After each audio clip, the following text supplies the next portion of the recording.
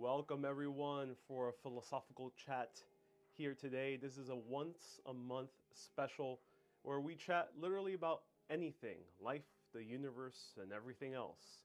Usually I chat only about history, travel, food, and culture. Um, the show is all about travel in essence, and we cover the historical aspects, the cultural aspects, and the food. And usually I just stick to those topics. But once a month, I want to kind of just open the floor to any type of conversation whatsoever that you might want to chat about. So today, feel free to ask me literally anything. Now, one thing is this type of video, everything we discuss here is purely for entertainment purposes. So whatever stories we might tell, whatever things we might chat about, do your own research afterwards. So let's go and chat. And hello everyone, nice to see you here. Welcome to the broadcast. We have a lot of people tuning in. Hello, hello, hello. And let me all get set up here so I can be sure to see everything, so I can see the comments.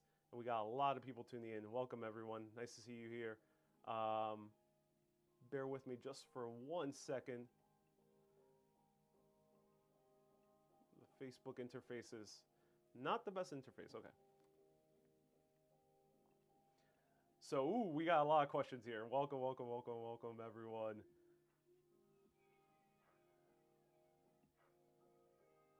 Here's a lot of people with names like that. Oh, we're referring to philosophy. We're here, says SF Fields. I'm so glad everyone's here. Welcome. Nice to see you here. Whoa, the chat is going crazy quick. Is the volume low? Is the volume low? Okay. There we go. The volume is going up. All right. You should be hearing me now a lot better. Hopefully you can hear me now better. Let me know. Why is the volume low? To be that way.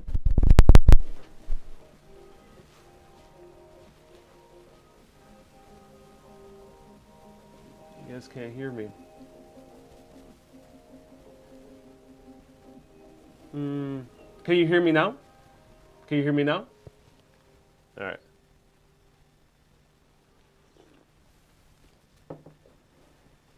Okay. Let me know if you can hear me now.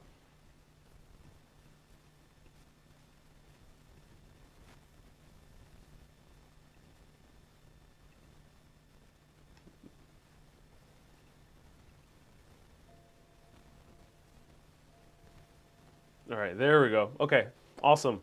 All right, perfect. So I can only feature comments from YouTube on here. So hello, Satu, nice to see you here. So if you want your comments to appear, I can only show it on YT. Otherwise, I'll try to read the best from all platforms. Okay, cool. Loud and clear now. Awesome. I'm glad I'm loud and clear now. Perfect. Wonderful. All right, everyone. Sorry about that. Live streaming. Sometimes there's a lot of things to take into account. I right now am using a double cam live setup, so this is my setup right here at home, and yeah, it's quite a lot. All right, welcome.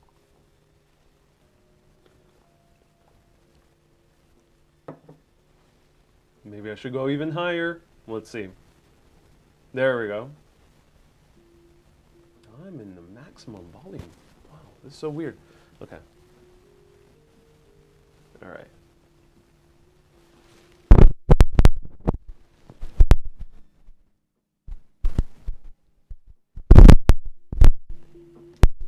All right. Cool.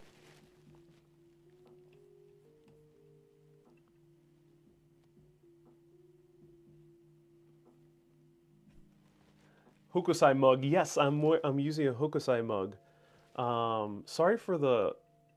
Is the audio really that bad? Like, I did not expect it to be that bad.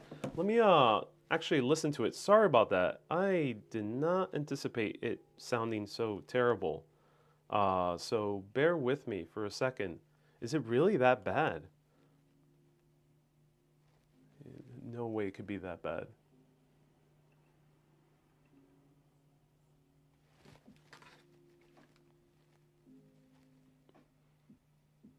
This is why I like going live with the phone. It's so much easier, but I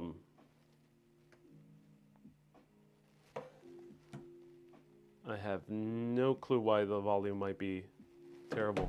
I'm gonna have everything on max.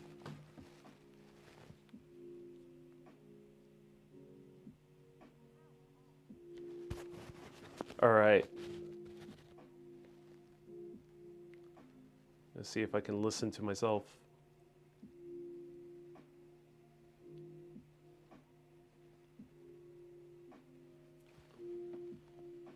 Yeah, okay, I'm sounding good. Sorry about that, everyone. I'm not sure what the hell. if you have audio issues, it might be on your end. All right, all right. I wish I could trim these videos. Anyways, all right, welcome everyone. So we got a lot of questions here. Everything's perfect here. Oh, awesome, perfect, everyone. Welcome. The noise is gone. Okay, good. I'm glad that the noise is gone. Perfect. Seems hard to test your own audio, your own sound when it's by yourself. Yes. You know, when I'm using a setup like this, I usually need to like kind of test everything beforehand. But I didn't have the chance to do so. I was doing other work. I'm right now working on a Urbanist original soundtrack, which I'm very excited to do. So I'm very excited for that to come out hopefully next month. Yeah, so I've been hard at work at that. So hello Kay, hello Clifford, hello Ronald, Kurihara, nice to see you here. The Environment asks, have I ever been to Germany? No, I have not been to Germany yet. Can't wait to visit Germany at some point. I have a few friends who live in Germany, and it seems like the coolest thing to do at some point. So I know there's a whole lot of history in Germany, and there's a lot of different cultures just within one country. Even though people might think it's all one homogeneous German culture, I'm aware that there's like Little Turkey in, I think, Berlin, and there's the Bavarian culture, and there's all these other different cultures. Rosemary says, that's a cool setup you have here. Yeah, it is a cool setup I have here. Thank you. It's for my freelance work. I'm working with conferences in order to bring their conferences on live video to everyone. Luckily, with conferences, I have a lot more time and other people to test audio with. How's your book progressing? Asked Phil. Great question, Phil. I haven't really been working on it, to be honest. I've been so intrigued recently by live streaming, first of all. I've been practicing for my freelance gigs, so I've been absolutely obsessed with doing that. And then now my obsession is with making an Urbanist soundtrack. Yeah, like a full album. It started with like one theme song, and then it went with a second song, and now I might be up to 3 and 4 or 5 songs around there. So I just decided, let's just go all the way. So stay tuned for that. Patron supporters and YouTube members will get like tiny little updates throughout this month of how the album is progressing before the public world premiere, hopefully in early March. Everyone's saying, nice haircut, thank you so much. I'm surprised you're not walking around, says Gil. Yeah, today, it's once a month, I do a special broadcast where I'm not walking around whatsoever. I am sitting down, having a good, nice cup of tea, and chatting literally about everything and anything. I'll be here for quite a while, so let's take our own sweet time. Rick Elder asks, am I independently wealthy? It's interesting. Some people think I am very well off. which I think I think that's a good sign. I, in my own individual life, I have made the conscious intention and effort to live as if I were very wealthy. Not meaning like expensive clothing and brand names, not like that. And on a deeper level, I've made the conscious intention on living as if I were very wealthy, because I would love to be materially wealthy. So no, I'm not extremely wealthy, but I see myself at being at that point at some time in my life. Well, we got a lot of people. Is light jazz your thing? No, I usually use it as background music. This is called lo-fi hip hop, which I have in the background, and you might listen to a lo-fi song in the soundtrack. But yeah, lo-fi hip hop is what I have in the background. I like it as nice background music.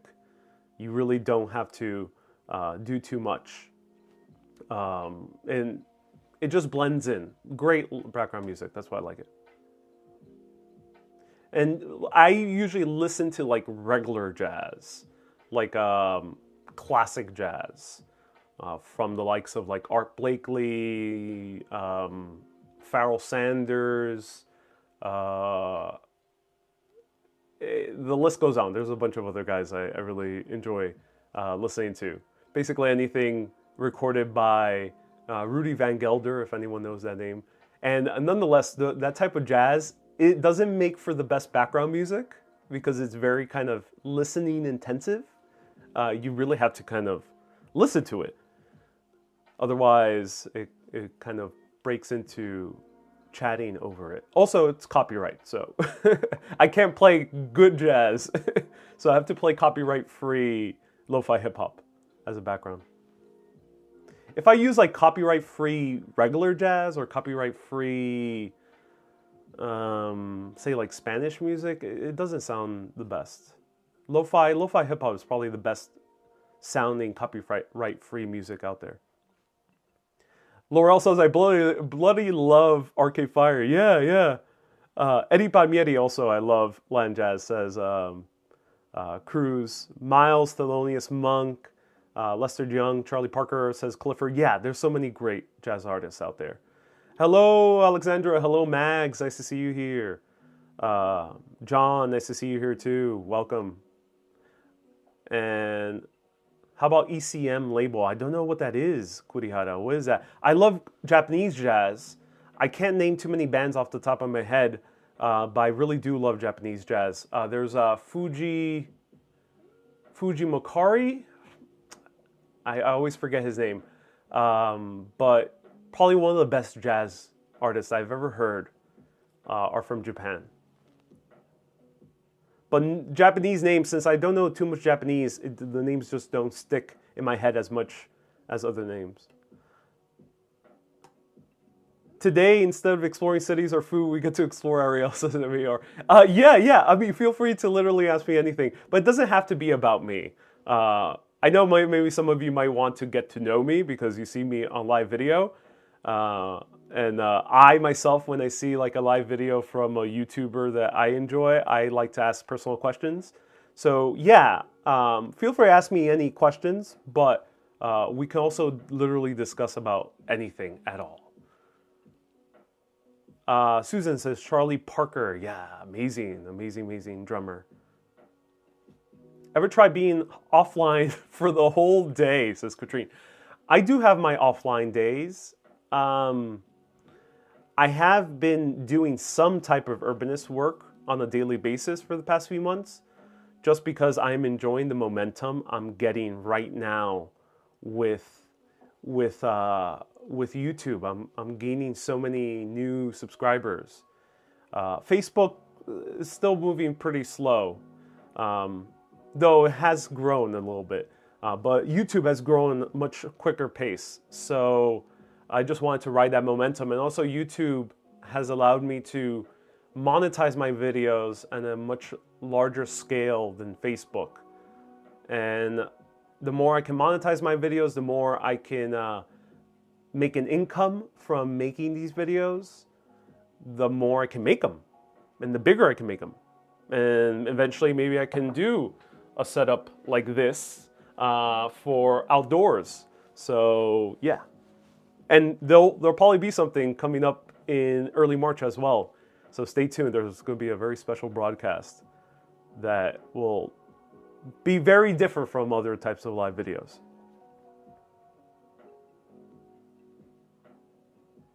No, don't mention YT on FB. Yeah, Eugen, you're right. I'm going to try to do better in order to not mention it so clearly. But FB, just to make it clear, my either frustration or differences with FB, the Facebook, is with the platform and how videos are managed on the platform. Not with the fans, with the viewers, with the supporters who watch on that platform. I love you guys. You guys are the reason Urbanist is a thing and the reason why Urbanist was able to grow so quickly on YT. So just make sure that, just so you know, that is the difference. Rosemary says you look like a professor. Oh, thank you. I'm glad I look like a professor. I'm glad. Opinions on the movie Soul, says Charlotte. In my opinion, Soul is one of the best films ever made. If you truly want to know, in the movie Soul is basically the experience I went through in the past year. In 2019, I had a really kind of big kind of spiritual evolution or breakthrough. Or you can even call it like a self-development, personal development breakthrough in 2019 and early 2020. So the movie Soul captures basically what I went through in a great way. There's that moment in the film, and just a very, very light spoiler. There's a moment in the film where the main character is looking at a leaf fall down from the tree and land on his hand. And he looks at it with utter awe and wonderment. And that's something I myself almost verbatim went through last year, where I just saw the beauty of life while just sitting on the bench.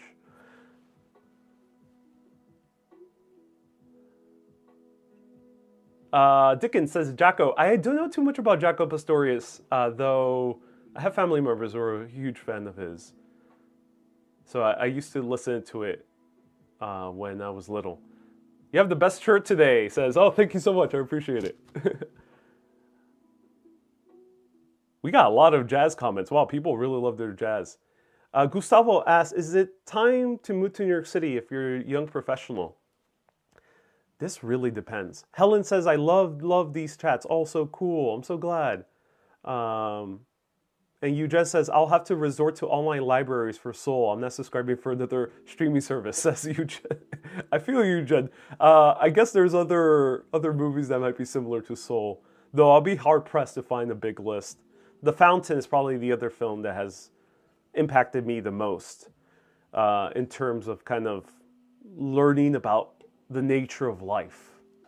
So see The Fountain. That's probably either on Netflix or Amazon Prime. So is it a good time to move to New York City as a young urban professional? This is a great question, Gustav. I don't know, because it really depends. It's such a huge... It really depends on your career. If you're in an office job, if you're working in what would be a 9-to-5, this might not be the best time. You might not even need to move to New York if you're working a 9-to-5 office job, because especially if you're in the tech industry. Tech, I think, is mostly working from home even throughout 2021. Don't quote me on that, but do your own research. But you might not need to move here if you're working in like tech or media or any type of industry that it can be done with remote work. And you're probably better off saving your money if you intend to travel. But if you really want that New York experience, then I assume rents are very low, I think, because a lot of people have been moving out. So I think you might find a competitive deal out there. Do I have any pets? No, I do not, Marta. I would not want any pets in the near future because I intend to do a lot more traveling. A lot more traveling. Have you tried being offline for a whole day, says Katrine.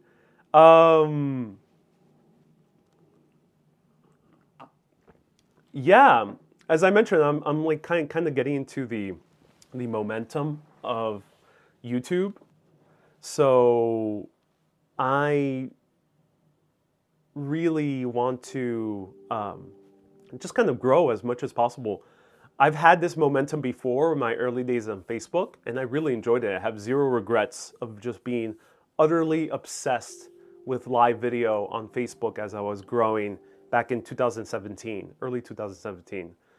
So I got utterly obsessed, and I was going live every single day and doing a bunch of research, learning everything I could about New York City, and have zero regrets. So the same thing with YouTube right now. Zero regrets with dedicating as much time as possible. But life is never linear, in my opinion. It's never a straight shoot upwards. So this ain't gonna last forever. I assume there'll come a point where I will want to take a break or lessen the times I go live and may do work on a bigger project or whatnot. Whoever knows what could happen. But whenever I am offline for a day, I did this during 2020, during the height of the lockdown here in New York City. I had zero screens on Sundays. So I turned off all TVs, did not see any videos, any movies, anything, any TV series, and I did not use my phone at all. So the only form of entertainment I allowed myself to utilize on Sundays was reading or listening to maybe a audiobook, and that was it. And I did that for maybe like 2 months, and it was wonderful. It was a wonderful way to disconnect.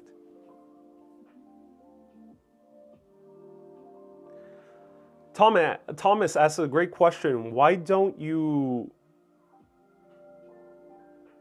Phil asked a great question. Phil says, the leaf in soul is loosely to the moment you broadcasted this week, where I was sitting down right by Little Collins and just enjoying the snow. Yeah, precisely.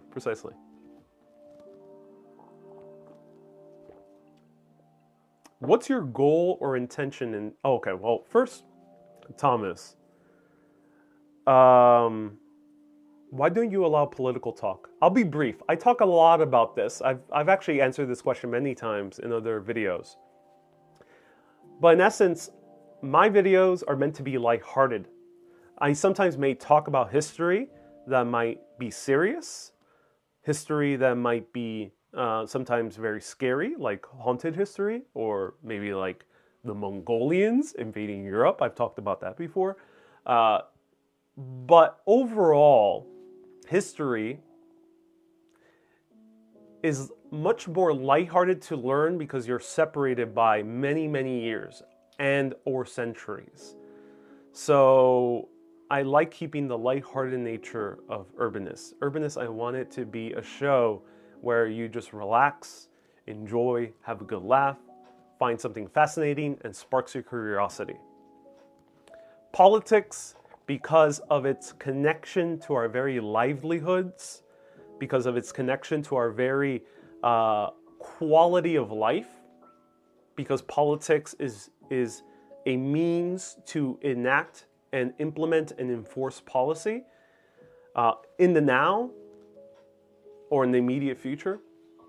Because of that nature, and since it's so entrained into how we live, how we develop, how we grow, it has very serious and strong emotions attached to it.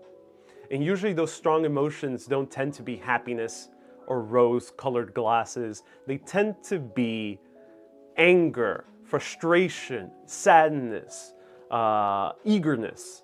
So I don't want to talk about it because Urbanist is not that type of show. There's a bunch of other shows you can watch about politics. Massive amount. Massive amount of shows you can watch about politics. But not on here. Where's your hometown, dude? Says Nihat. Nihat, hey, welcome. My hometown is Jackson Heights, Queens. That's where I grew up. Jackson Heights, Queens. Someone asked me, am I looking for a relationship that and will help, would it work with me wanting to travel?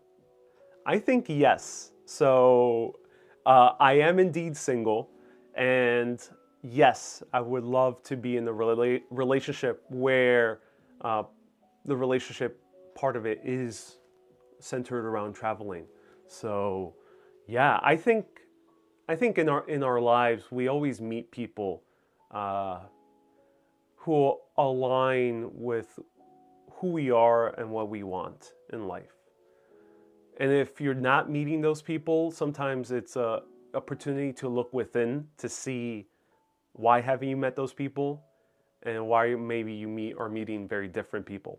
So that has happened to me many points in my life. So, but I've noticed that if you know who you are and if you know what you want and if you're confident about it and if you have, if you're at peace with it, then those people will come into your life. Maybe platonic, romantic, anything. Business as well. I'm certainly seeing it happening with business. So Clifford is watching, so give shout out to Clifford. So yeah, that said, I'm more than confident that I'll find people who will fit into my life and I into theirs when it comes to my intentions to travel, to show you the world through live streaming, and to make bigger and better movies, documentaries, and stories when it comes to written form. Eugen says I have Bob though. Bob is a BFF. Best friend forever.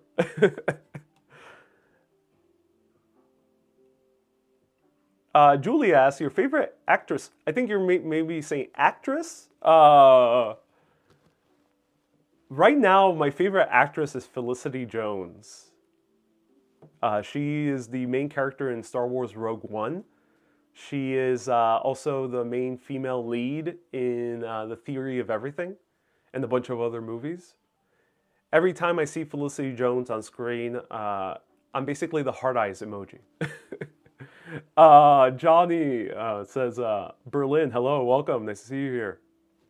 Pat Metheny, I've also heard Pat Metheny many times. I haven't really listened to his music in depth, but yeah, I also have family who are really deeply into Pat Metheny.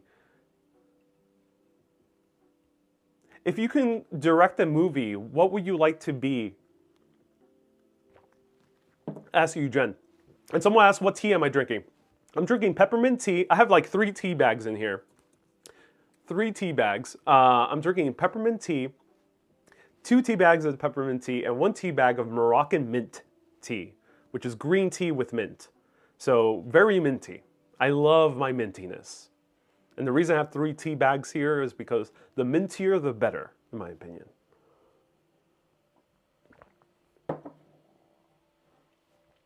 So if I can direct any movie at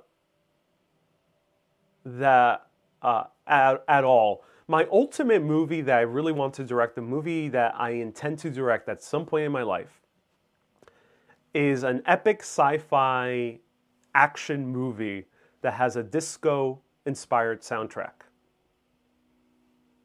Think Cowboy Bebop meets Star Wars meets Studio 54 aesthetic. That's the type of movie I want to make at some point.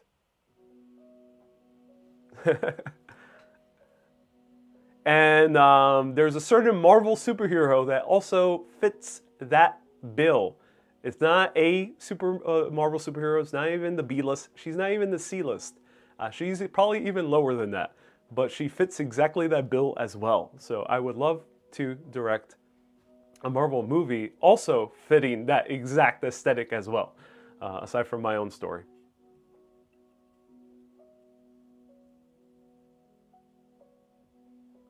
So Eugen says he might have meant, who would you be in the movie?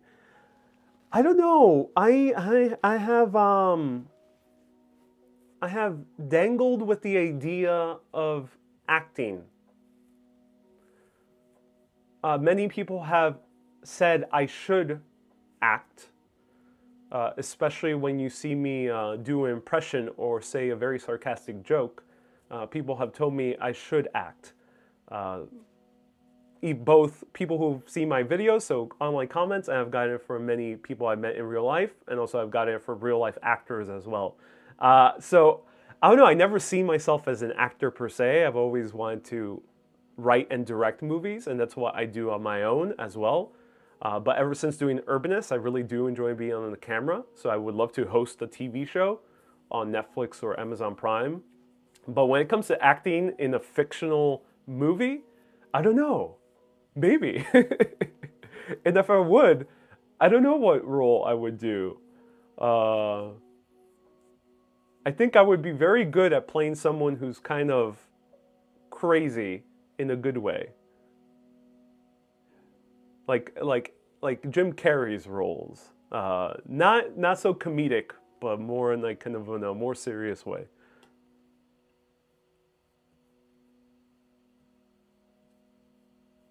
Well, we got a lot of comments. Oh my God. Okay.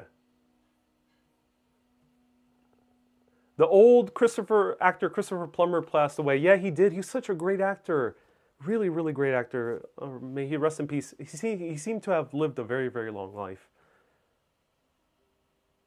What actors would I use as Eugen? I would love to work with Keanu Reeves in a Obi-Wan Kenobi type of role.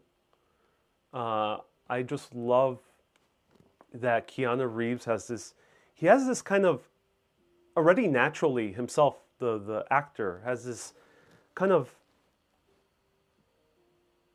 feeling of wisdom. Like he feels like a wise old man, or he's definitely getting to that place. Very few people out there in the world have that kind of vibe to them. And he has like the sage-like quality to him. So he might have not done so well being the little Buddha. I'd never seen the film, but I saw like clips of it. It didn't seem like the best performance.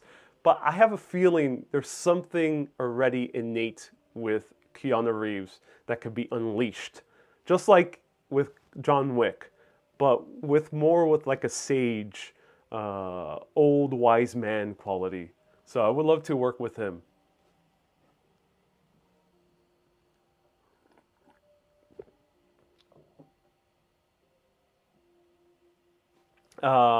And there was another actor. Who was the other person I would love to work with? Kumail Nanjiani. Kumail Nanjiani.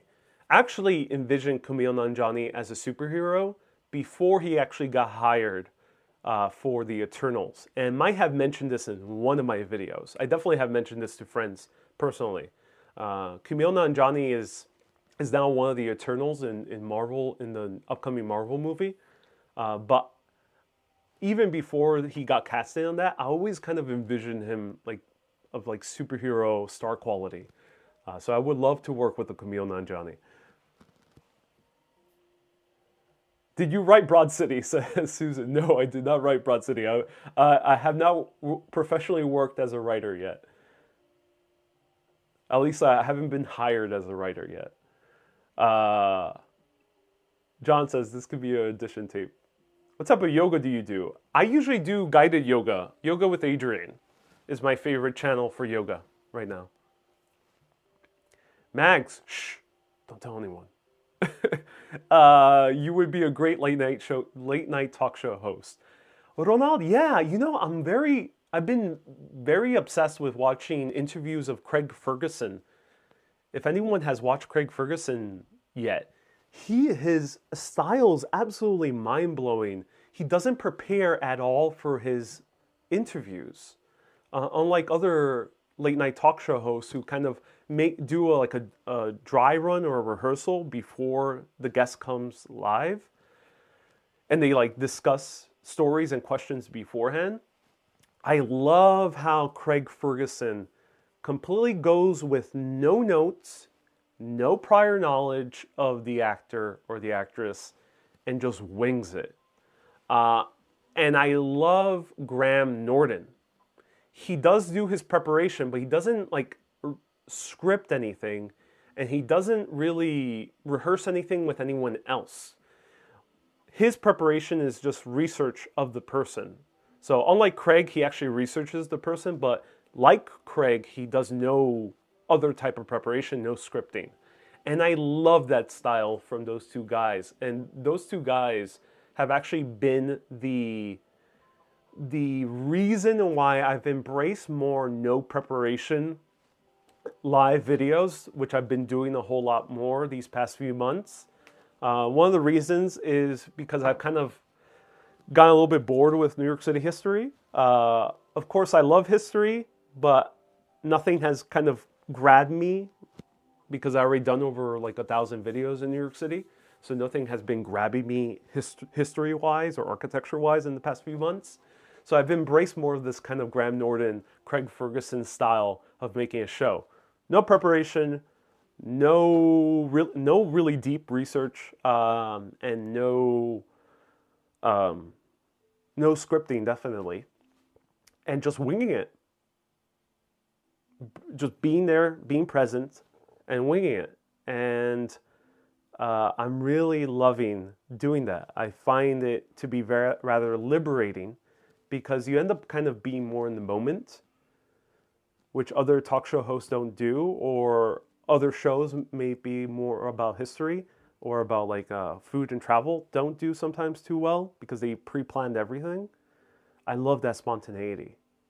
Anthony Bourdain was able to do that with his interviews. I'm not sure how much he prepared. He already had like a vision of the shots and the aesthetic of the episode, but I think he definitely brought spontaneity to the conversations themselves. In the US, you pronounce Craig, yes, but in Scotland it's Crag. Ooh, I gotta learn some Scottish. I saw him do his stand-up show, brilliant. I see having fun with your guests, like Graham Norton. That's another reason why on my live videos I have a guest. I love putting all my attention to the guest. And that's why I think in my own interviews on Urbanist, I'm able to, get the guest very comfortable. So I've interviewed people who are generally very camera shy, and they felt very comfortable on camera, and I've actually shined on camera with me. And then B, I've gotten them to like be more looser and talk more and open up more in my show. At least I think so. I've also gotten that feedback from other people. So yeah, I really love doing that. Do you like wool jackets, says Judith.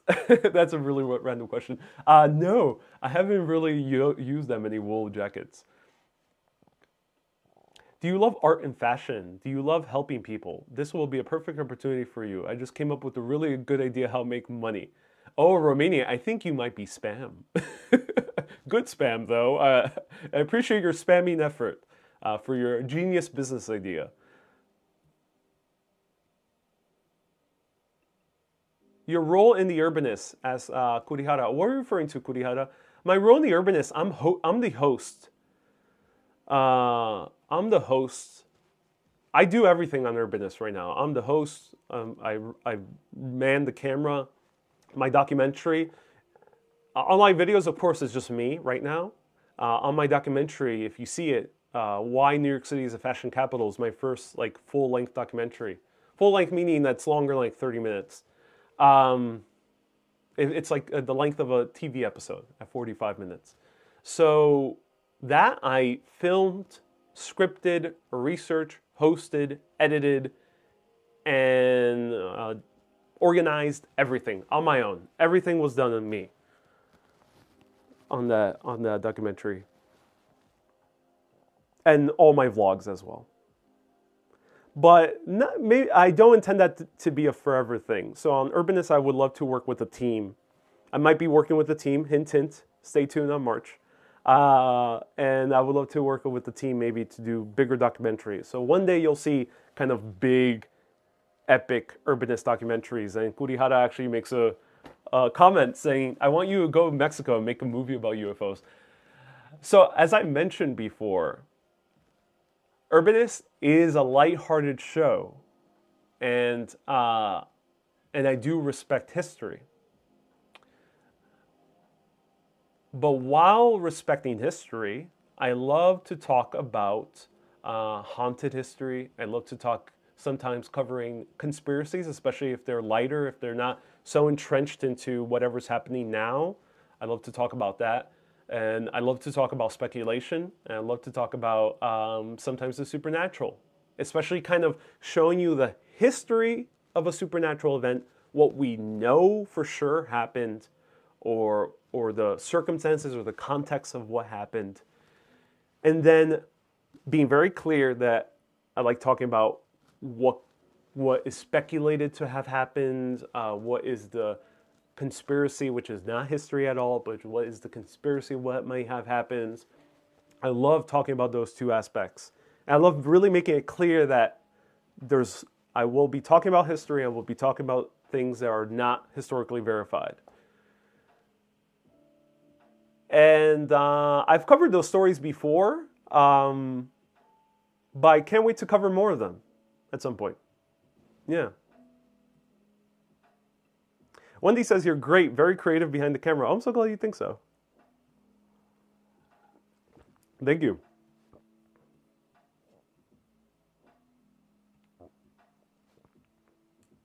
Francis says, who is Kay? Kay is the moderator on Facebook. She's been a long-term viewer. Basically, one of the people, there's only like I think around 10 people, which is kind of big. They watched my very first live video ever, even before Urbanist. It was my live video for a company called Vox Media, VOX. And they saw the very first one and have been watching ever since. So it's Kay, and a few others. Donna, many others. So Kay has volunteered to help me moderate on Facebook. So thank you, Kay. Round of parts to you. Are my ancestors Irish? No, my ancestors are Puerto Rican. And beyond that, I have extended, not really extended family, but I have ancestors from Cuba and Venezuela. And then beyond that, all those ancestors, if you go really deep into history, then they'll be coming from Spain, the Canary Islands, Portugal, Africa, specifically Nigeria, modern day Nigeria area, I think, wherever the Yoruba tribe is located, and Native American, specifically Taino. So that's basically the majority of my ancestry.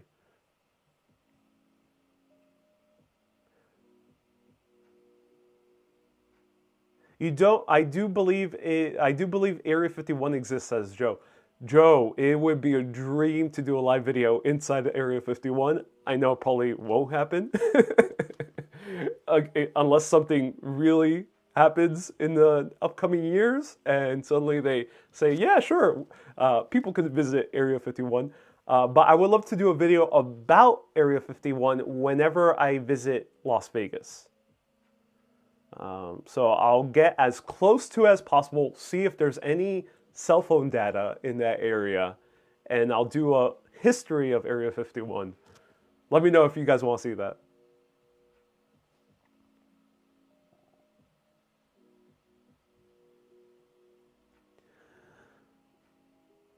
Kay's from Ireland, for anyone's curious. And then I have a lot of awesome, awesome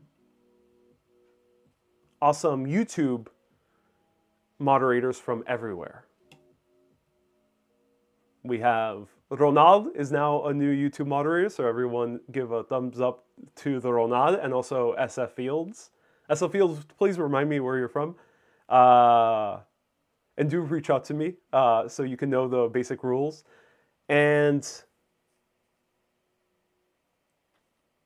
we have a few New Yorkers as well, like Judith. We have someone watching from more of the center of the U.S., like Bednall. We have a Connecticutian, that's a little bit hard to pronounce. Someone from Connecticut, B. Griffin, hello. And we have a few others. Alexandra from Europe. We have a few others. Trisha as well. Same ancestry from the Caribbean. Wonderful. New camera, says Ethan. I've actually been having these cameras for a while. So this is my vlog camera right over here. This is like my tiny vlog camera. So when I do food vlogs, this is the one I'm using. This camera over here is where I do documentaries on. That's like my high-end camera. It's my big DSLR. And now for ASMR videos, this is the one I'm using right now, which is a DJI Pocket. Right here. Tiny little camera. And then I use my iPhone for the majority of my walking live videos. My iPhone, right here.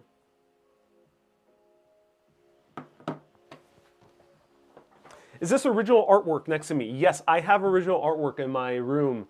I have a lot of posters made by a company called Mondo. There's another company called Gray Art, and they sell limited amounts of originally made movie posters. Not made by the studio, but made by an original artist. And I have other type of original artwork in my room. So you might be referring to what's over here. This is a Indiana Jones original poster from Raiders of the Lost Ark, and this is the Lost Crusade.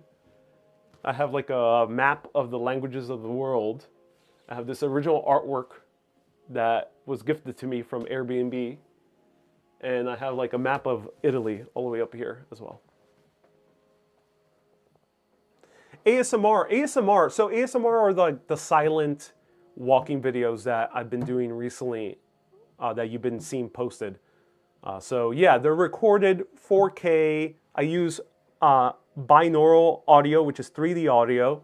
It's basically headphones that are also microphones. And they record as if you were listening to it yourself. So that's my ASMR videos. I did one in Central Park during sunset.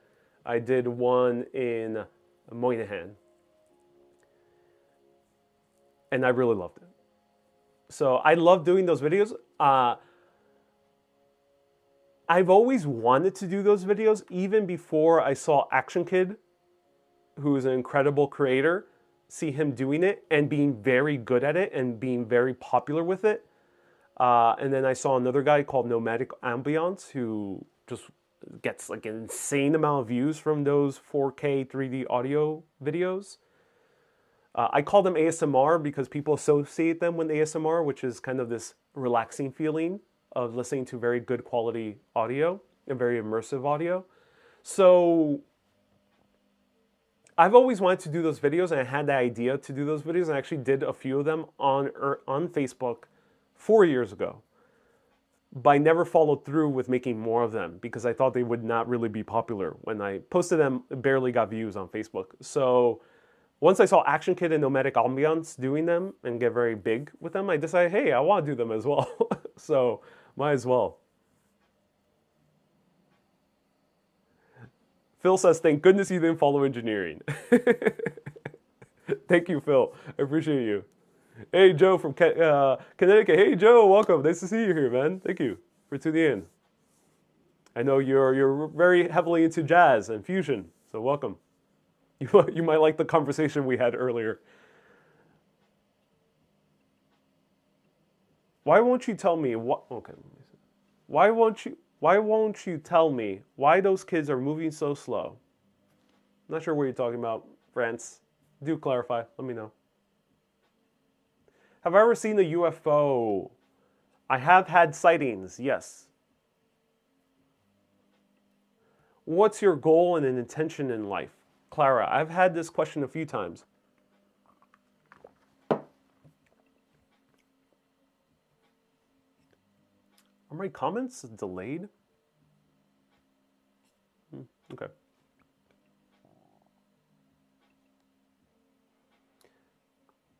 So I'm seeing comments very delayed. Sorry about that.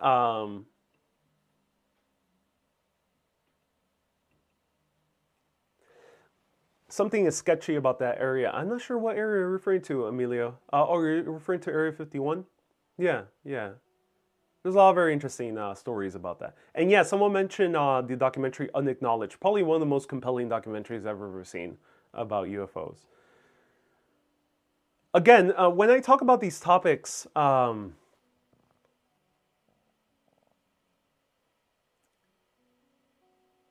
think it's very important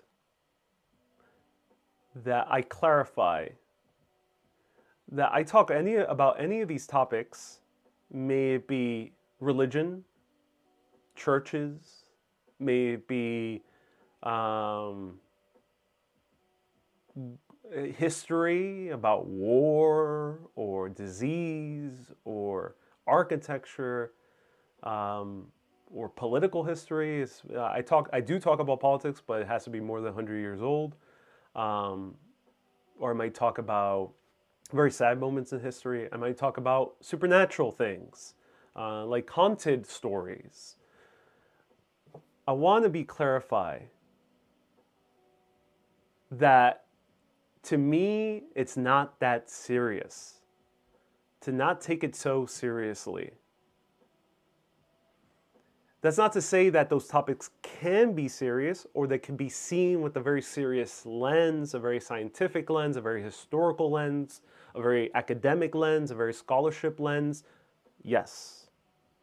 But on my show, on Urbanist, and eventually when Urbanist grows beyond myself and I have a team of people, or if I make a TV show, to me, I want to talk about these stories without really taking them too seriously.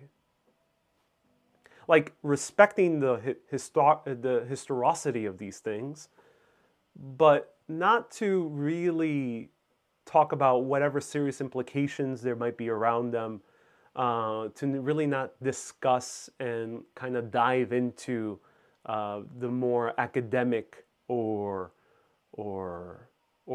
ethical complications of any of these topics. So that's why, to me, Urbanist is a lighthearted show. So yeah, I might talk about a UFO and talk about the history maybe of a strange sighting. There's a few compelling stories out there which has real historicity to them, like the Battle of Los Angeles in 1942. Can't wait to go to LA and talk about that. Printed all over newspapers, people saw strange lights. Whatever those strange lights, who knows what they were. But that's a real kind of, there's some real historicity with these type of topics. Or like those sightings of the Phantom of Gay Street. There's real interviews, real people have claimed to seen things. Whatever those things were, who knows? Hallucinations, or were they some type of creaks in the floor? Who knows? Whatever they were. But there was real people who said that they encountered things. I don't want people to see the show and walk away thinking we just discussed something very serious. Like, this is just for fun. We are having fun. And I think it's important to have a place for history, for discussion of speculation, for discussion of culture, and for food to be fun. Not everything has to be academic or entrenched in current politics or news or a conversation about ethics.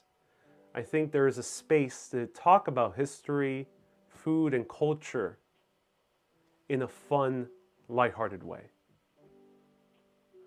And I think it has very deep value, because you don't watch a Star Wars movie, for example, and expect to have a religious revelation through it.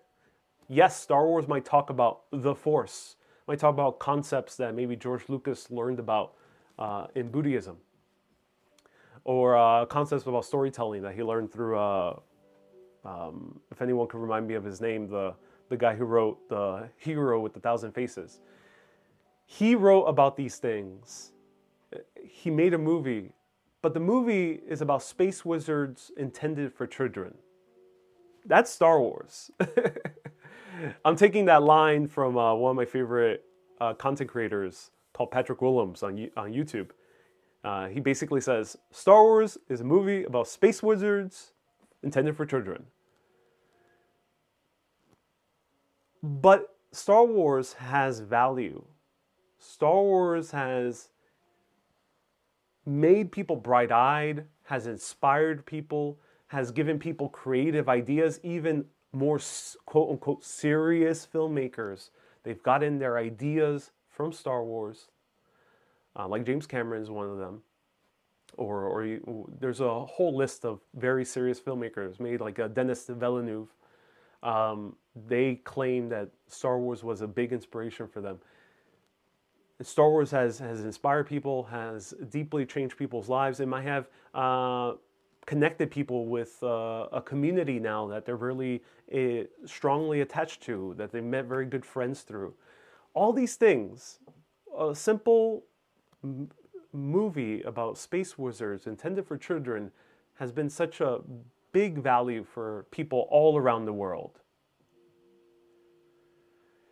That said, same thing with discussing history, food, and culture in a lighthearted way.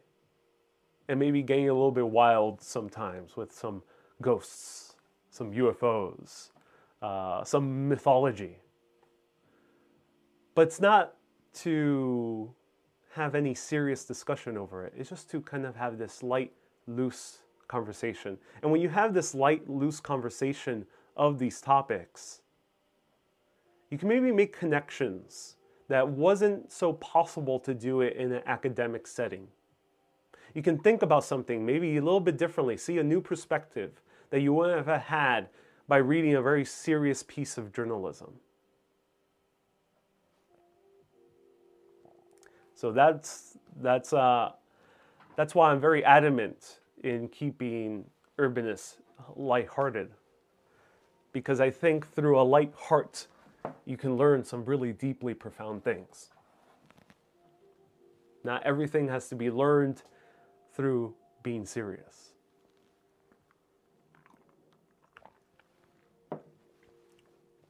So, well, we got a lot of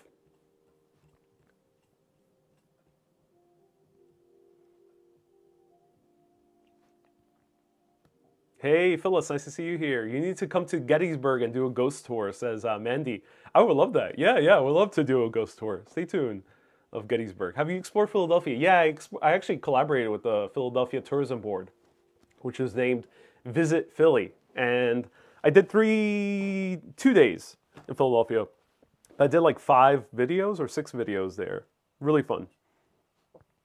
Maybe I'll go back. Someone recently messaged me saying like, hey, there's a whole lot more to Philly than the historical areas. So maybe I'll go back. Hey, Francesco, nice to see you here. Welcome. Dickens says, seriously? Yeah, seriously. Life doesn't need to be taken so seriously. This is the philosophy, real life version. Yeah. Do I have any tattoos? No. Agree with you, Ariel, says Gigi. Oh, I'm so glad. What are you currently reading? A massive stack of books. the main focus I'm reading right now is a book called Team Human by Douglas Rushkoff. I just finished the book by him as well called, what is the name? The name was, I'll see it right here, because it was a very kind of inspirational book. Throwing Rocks at the Google Bus.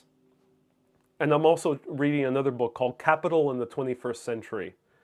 So those books are mostly centered around how our modern economy works and how it's tied to the rise of digital technology and artificial intelligence and all of its implications. Really deeply fascinating book. Some way or another, I will kind of incorporate those lessons into my videos, especially when it comes to learning about economic history, because economic history is actually very important, especially when visiting an area like the UK, which was so entrenched into the first industrial revolution and a huge overhaul of our modern economy. And it's actually very fun because, for example, any type of Charles Dickens book centers around the poorer classes of England. And through his books, you can really learn about how our economy was built at that time, and we still have the same type of economy today. So really fascinating books. Have I invested in Bitcoin, says Gretchen? I have indeed. Yes, I have. I'm very fascinated by Bitcoin. Maybe one day I'll do a history of Bitcoin, but I'm not sure where. Usually when I talk about history, I want to show you the place. So I want to go to the place. I've never really been a fan of making videos with like photos and old historical videos and just that. You know, there's a lot of great history YouTubers out there that do that. Like the Cynical Historian does that. I love those guys, but on Urbanist, it's all about going to the place. It's about place. It's about city. It's about going there. So if somehow I can take you to a place where we can talk about Bitcoin history, then maybe we will someday. It's very fascinating history. What's your favorite dish at Kenka? The okonomiyaki? I might be mispronouncing that.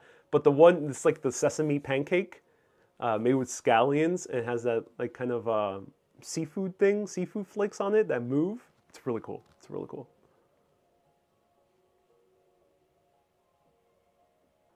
Hey, someone left a super chat. Ooh, I've been missing super chats. Sorry about that. Ooh, have I missed super chats? Uh-oh.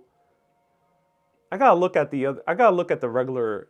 I've been looking at the live chat through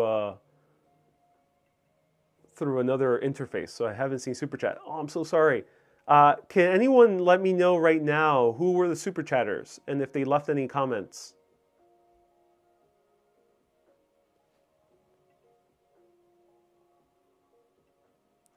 So right now, pinned in the comments is my merch on YT. So if you want your own specific Urbanist merch, right there you can click on it, and that's a great way to support the show. On FB, I have pinned is my prints. If you want to buy official Urbanist prints, if you enjoy my photography, wanted to hang it up in your room, you can do so by going to urbanist.darkroom.tech. And for merch, go to Teespring. And I might be adding new merch, so stay tuned. We have had a few new characters in these live videos. Let me know if anyone wants a Bob merch. Let me know. If you will wear Bob merch, like a cartoon version of Bob. Okay, we have a few super chats. John, thank you so much for your super chat. And Mighty Bull, thank you also so much for your super chat. John says, loving your level level-headedness about explaining your mission statement for Urbanist. I think it's more engaging when it's fun. Yes, yes, indeed. It's more engaging when it's fun. Someone asked me what I think about David Attenborough. This is why I like David Attenborough as well, who is the main creator of BBC Planet Earth and a bunch of other series. He's able to make learning about nature very fun. You're there with him, you're enjoying nature, and it's lighthearted. It's not really a serious discussion about zoology. It's a fun, lighthearted exploration of nature. That's what I love about him. So John, if anyone else left the super chat, let me know right now. I'll wait for it. Or stars on Facebook. Hey, Teresa, passed your exam. Hey, Teresa, congratulations. Awesome. Yes, Bob merch would be so cool. Bob t-shirt, yes. And maybe like a Earl the Squirrel shirt as well. Let me know if you want Bob merch. In what form would you want it? Do you want like a face mask? Do you want a shirt, a sweater? It's a bit cold, so maybe a hoodie. Let me know. Laureen, send a PayPal. Hey, Laureen, thank you so much. I appreciate your PayPals. Thank you so much. Laureen is one of the few, what I call mega urbanists. And mega urbanists are basically people who support on all three platforms and or have given huge amount of contributions via PayPal or Super Chats. So thank you so much, Laureen. Everyone give a big round of hearts to Laureen. She is a mega urbanist, one of the few out there so far. We got a lot of super urbanists, but mega urbanists are a few. So give a huge round of hearts to Laureen. Laurel, thank you so much for a $5 super chat, £5 super chat. Appreciate you. Thank you so much. I need a catchphrase. I already got a catchphrase. You guys already know the catchphrase. Let me know. Let me know. What's the catchphrase? Write it down in the comments. What's my catchphrase? What's the urbanist catchphrase? Do you speak Spanish at home? Yes, I speak Spanish with my family. Sí, yo hablo español con la familia mía. Y cualquier persona está mirando en español también puede preguntarme cualquier cosa de básicamente de la vida, del universo, cualquier cosa que tú quieres. No está limitado a viaje, comida y historia. Esto es solo una vez al mes que yo hablo de cualquier tópico afuera de historia y de viaje. So puede preguntarme también en español y lo traduzco en inglés. You can ask me anything about life, the universe, and everything. Once a month special. So Laurel, thank you so much. Oh, you would like a stuffed Bob. Stuffed Bob would be a little bit trickier, but I'll keep that in mind. Let me make the cartoon first, and maybe I'll do a stuffed animal at some point. But a lot of people say a Bob t-shirt, with Earl photobombing. I like that. Bob hoodie. Yeah. A Team Earl here is Evelyn. Evelyn's Team Earl. That's awesome. Thank you for helping the channel, Laureen. Do the mods work for you? Or you for others? Dickens, all the moderators are volunteers. All the moderators are volunteers. Fans of the show who want to help out. And thank you so much. I'm grateful. Same thing with other channels you see. So, yeah. Tom, you hear voices. What type of voices? I hope they're nice voices, at least. Do the mods work for... Oh, okay. Bob is a special pigeon. Yes, indeed. For anyone who doesn't know, Bob is basically a pigeon. a gray pigeon that we've encountered on our travels through New York City, and maybe soon in other cities. Maybe we'll meet an English Earl rather than just a Earl from New York at some point. Someone said, you're waiting for my cheese. I said that one time as a joke. And I probably won't ever make a cheese, just to be clear. Probably won't ever make a cheese. But someone just mentioned, who was it? About cold brew or coffee. Someone just mentioned it. Yes, I would 100% love to do a cold brew or coffee, like a branded coffee at some point. That would be awesome. A few YouTubers are actually already doing that. Like Peter McKinnon. There's this, who's this YouTuber that's Emma Chamberlain, they're doing their own coffee. So I would love to put my hand in that. Who would buy a Urbanist branded coffee beans, I mean, or Urbanist branded cold brew at some point? Let me know. Maybe I could collaborate with one of the coffee shops I featured repeatedly.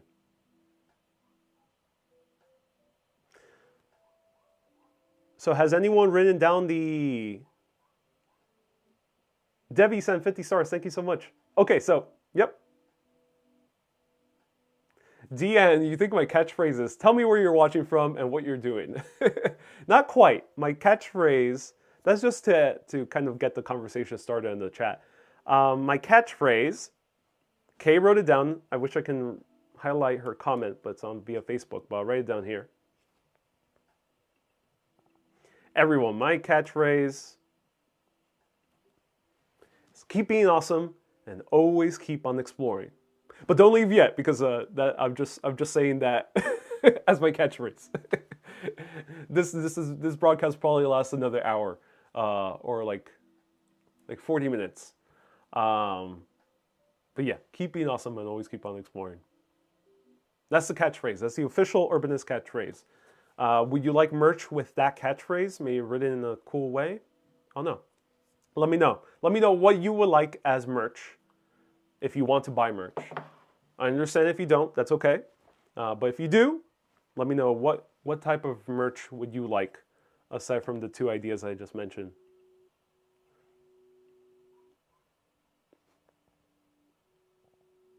Rover says, do your research is a catchphrase. That is quickly becoming a catchphrase. Yes, it is.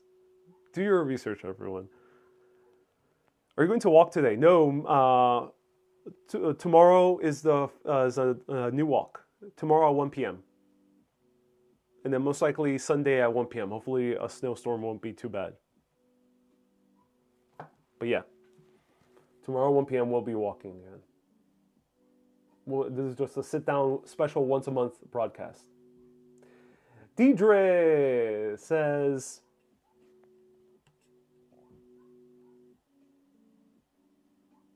Phil says, you always come across, your broadcasts always last longer. You come across food. Yeah. Janice, thank you so much for the 75 stars. I appreciate it. So Deidre, it says, thank you so much from Dublin. I go for a walk every day with you in my favorite city. It really has been wonderful during lockdown.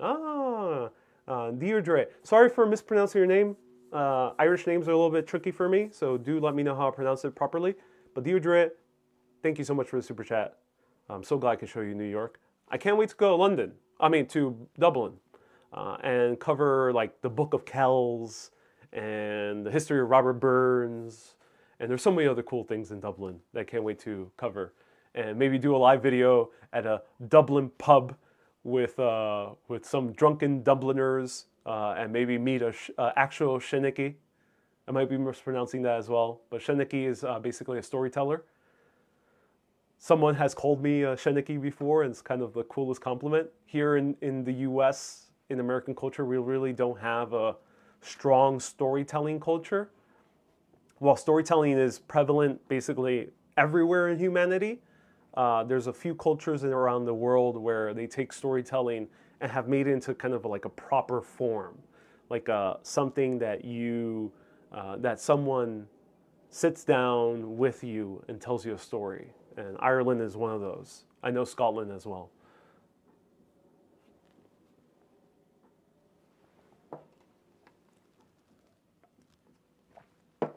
When I do Pilates, asked Dickens, I don't do Pilates, only yoga. Usually at the end of the day. Urbanist themed restaurant. I would love at some point to do an urbanist themed coffee shop. As I mentioned, just one per city. It's like a destination for the city where you go. There's specific merch. There's specific guidebooks that you won't find anywhere else. Only in that one coffee shop per major city. Just like Starbucks has those original coffee mugs for each city, I would love to do that on like an urbanist coffee shop. Except the First Nations people. Yeah, I would love to cover the First Nations people at some point.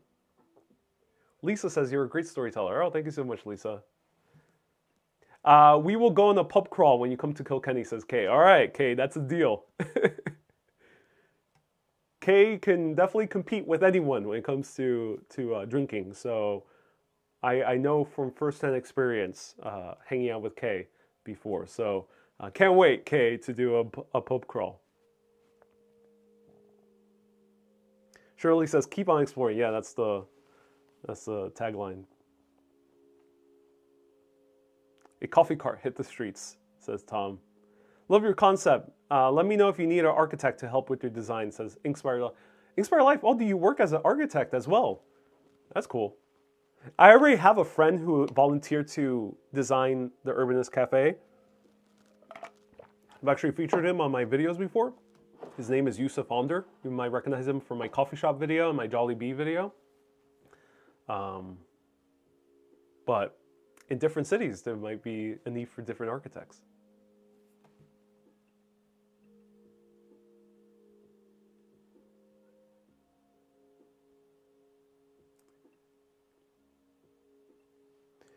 And what historical figure would you like to have dinner with? Asked SF Fields. I've answered this before. Let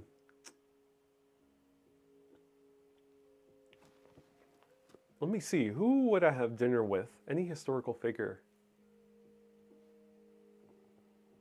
I would love to have a conversation with Jesus.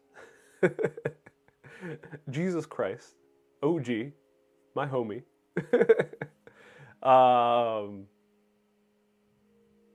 I would love to have a conversation with Lao Tzu. Lao Tzu is the founder of Taoism. Of course, you can argue that these people might be real historical figures or not. I'm leaning towards the belief that they are real historical figures. Of course, stories change over time, and especially when it comes to these topics, they have been twisted and kind of changed over millennia. But yeah, I would love to have dinner with Lao Tzu and Jesus. And if I were to add a third person to that meal, it would be Nikola Tesla. That would be my dinner party. Nikola Tesla, Lao Tzu, and Jesus. Have you read the Tao Te Ching? Only briefly, but I have learned a lot about Taoism overall. But I haven't read the Tao Te Ching from beginning to end yet. But I do have it in my bookcase behind me.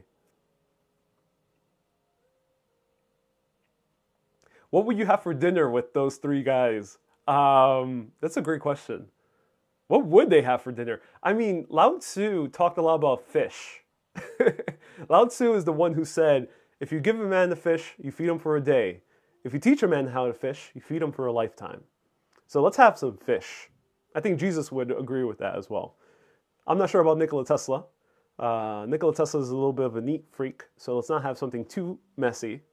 But he was a fan of Delmonico's. So let's have a baked Alaska as well, which is towards for dessert. So we'll have that. We'll have some fish, some baked Alaska, maybe some eggs Benedict as well with salmon. Yes, because Nikola Tesla would like that because he was a huge fan of Delmonico's restaurant. We'll have that. That's our meal. Some pizza. Not pizza. I don't think those guys would understand what pizza is. Yeah. With Jesus, you would just eat wine and bread. Of course, wine will be involved. I think Lao Tzu would be down for it as well. What about Eckhart Tolle books? Yeah, I have A New Earth by Eckhart Tolle. If I were to have a conversation with any real life people, and everyone answer this question yourself, which 3 people would you have in a dinner party? I'll answer who I would have who's living in the dinner party. So answer that right now. For living major figures right now, I would have a dinner party with Eckhart Tolle. If you don't know who he is, he's a very kind of famous spiritual leader. He's been featured on Oprah many times. James Cameron, 100% would have James Cameron there. And I would have, for a wild card, I would have Greta Gerwig, because she's one of my favorite filmmakers. She's directed already like 3 films, I think. 2 or 3. Lady Bird, Little Women. I think only 2 so far. But she's also an amazing actress. And she's from New York. So I would have dinner with those 3 people. Todd says Elon Musk. Yeah. I think a lot of people have Elon Musk on their list. I kind of would have Elon Musk on the list, but I think having Eckhart Tolle and Elon Musk in the same room would probably be very awkward. it just add to too much awkwardness. I don't think they would blend well. Peggy says Jimi Hendrix, and we got a lot of people. Michelle Obama for Mona, Kamala Harris. Oh, cool. Someone asked me my political affiliations. I don't talk about politics at all. I won't tell you on this broadcast. But if you're really curious, read any of my personal Instagram posts or my personal Facebook posts, which I have public. You'll easily learn what my political affiliations are. And hint, hint, like history, it's never so clear-cut. Have you seen the movie? I would have David Bowie in the dinner party. Have you seen the movie with David Bowie playing the part of Tesla? Yes, I have. I think he's the best Tesla on screen thus far. I think Ethan Hawke recently played Tesla. I haven't seen his film yet. I appreciate Ethan Hawke, but I don't imagine him as Tesla. But David Bowie really rocked it as Tesla. Oh, yeah.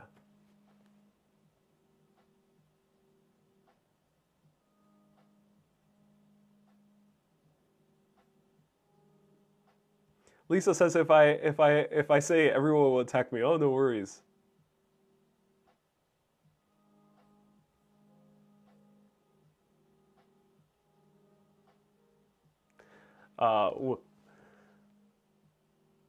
Jesus was Jewish, so kosher food. Yeah, it has to be kosher. Okay, we'll keep that in mind. That's why we'll have some Eggs Benedict. Mistress America, yeah, one of the best films. Noah Baumbach directed Mistress America. One of the best movies, really, in my opinion. One of the best New York movies, specifically.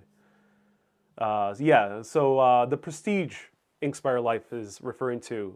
A great movie, features Tesla. Probably one of the best movies with Tesla. I would say the second best is The Current Wars. Not quite the best movie storytelling wise, but the visuals and the acting is superb. So check out The Current Wars. It's a movie with Edison, played by Benedict Cumberbatch. Tesla, played by, if anyone could remind me of that actor's name, I forgot his name. He plays the Beast in X-Men as well. And there's also George Westinghouse in the film. Really great film.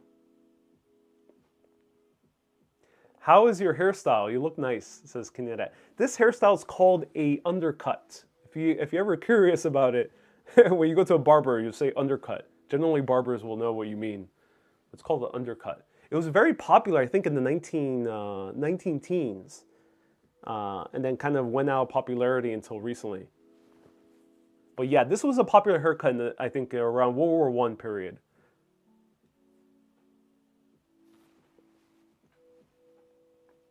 And the facial hairstyle, I think, was also popular in the World War I period as well.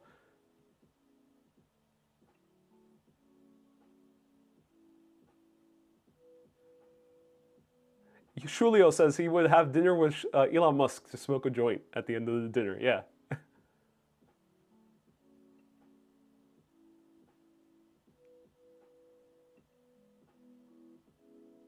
And ¿qué ciudad de Latinoamérica te gustaría recorrer?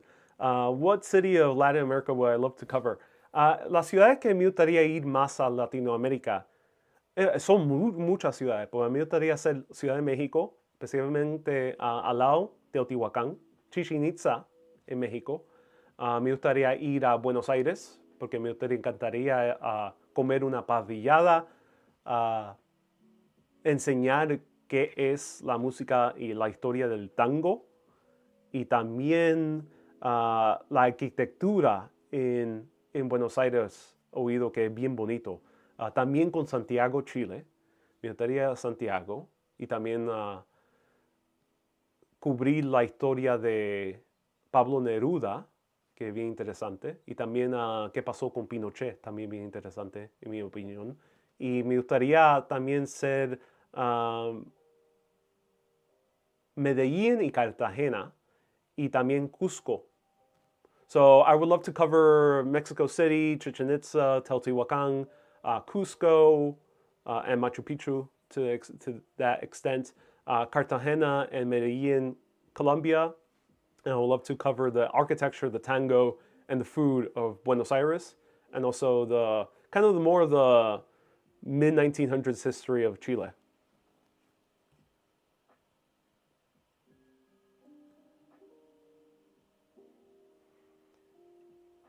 Lisa says, I would love to have dinner with Yeshua because I love him. Oh, cool. Please clarify who Yeshua is. I might know who you're referring to, but please clarify. Great Tesla movie starred Orson Welles. Orson Welles played Tesla? What movie is this? Now I'm very curious. Upper West Sider. I would like to have dinner with Issa Rae. Yeah, she's a very talented showrunner and actress as well. Yeah, Katya. Yeah, I agree. I just joined. What are we discussing today? Literally anything. Literally anything that you would like.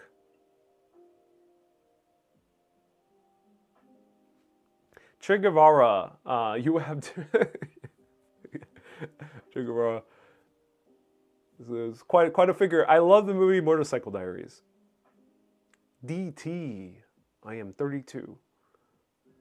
Jeshua is Jesus. Oh, thank you. Yeah, Jesus, thank you. Jeshua is Hebrew for Jesus. Thank you. Brazil. Yeah, I would love to go to Brazil. I'm a little bit nervous. I don't know how easy. For my Brazilians watching, how do people react with cameras? I know Brazil is very like a social media heavy country already, but how are people with cameras, especially in the city, in Rio de Janeiro, São Paulo? How do people react to walking around with a camera? Like, are there vloggers in those cities? I bet there are, but I wonder how comfortable people are with the camera. That's why I'm a little bit nervous, because I'm a little bit nervous about the crime in Brazilian cities. But I have no doubt it's beautiful, gorgeous, and has a whole lot of history. I have no doubt about that, and amazing music as well. But do remember, I do live video. Live, like the main type of video I love doing is live video. And with live video, I can't edit anything out. And if I want to give you the best video, I myself have to be comfortable in the location. If I'm not comfortable in the location, I can't really edit anything out. So if I encounter like a weird person or a dangerous scenario, I can't edit that out. And it'll be hard for me like to put down the camera. It kind of ruins the show, because then I just end the live video. So that's why you have to take in consideration when I do these videos. That's what I take into consideration, is where I can feel comfortable to walk around for a period of time of anywhere between 30 minutes to 2 hours or more, and feel comfortable in that area. Of course, you know, there's always, cities are different, and there's different areas in cities, and I never intend to walk around with fear, but I do want to be comfortable for an extended period of time. Because if I'm not so much fun. Hey, it's Samantha's birthday. Oh, Samantha, happy birthday to you. Welcome. Thank you for linking my, Cynthia, I have actually a video about Nikola Tesla. But, that's the Orson Welles one. Ooh, thank you for linking it to me.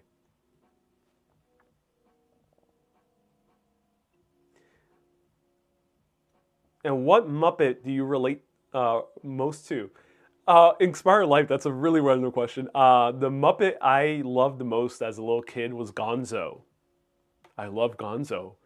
One, because he's like an alien. I have no idea, like no one knows what Gonzo is. He doesn't know what he is. And I love his sense of humor as well. And kind of like he was a little bit of like kind of like a firecracker. You know, at any moment he could do something random. So I love Gonzo. Gonzo is my favorite Muppet. Ariel, your videos are so good. The timing is good. Thank you. Thank you. I appreciate it.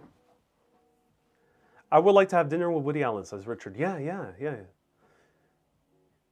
would be fascinating. Excuse me. Happy birthday, Samantha. Have you seen Leaving Neverland? Yeah, I have. I really enjoyed it. Really great book. The story of Alice in Wonderland is a fascinating story. How it was written, who it was based by. I actually covered that history. So go to my video I did almost like 2 years ago of the Alice in Wonderland statue in Central Park. I went in depth into that history. And yeah, it's a very, very interesting tale. Very interesting tale. Maybe when I go to London, next time I go to London, maybe I'll visit the house of Lewis Carroll and show it and talk more about that history. Maybe even show the small town he met Alice in, the real life Alice in. I love the nanny. She's so secretive. Yeah, we never got to see the nanny's face. I love the Muppet Babies. That was one of my favorite shows as a little kid. Okay, so Mona asked a few questions. A few other people asked this question. What is my main pursuit in life?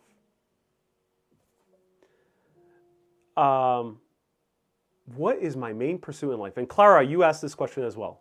As I mentioned before, one of my main goals with all of this is to be a Hollywood director. And I want to make a epic sci-fi action movie with a disco-inspired soundtrack, with my own original story. But there's also a certain superhero from Marvel that also basically is the same thing as well. So I would love to also direct a Marvel movie, or a few Marvel movies at some point, because I really am deeply invested in Marvel. As a fan and as someone who admires good art, to me, Marvel, and some people might disagree with me, to me, Marvel is probably one of the most important things that has come out in cinema in the past 20 years. Marvel and its movies are such an important catalyst for good feelings, for feeling good, for feeling uplifted, for feeling wonderment.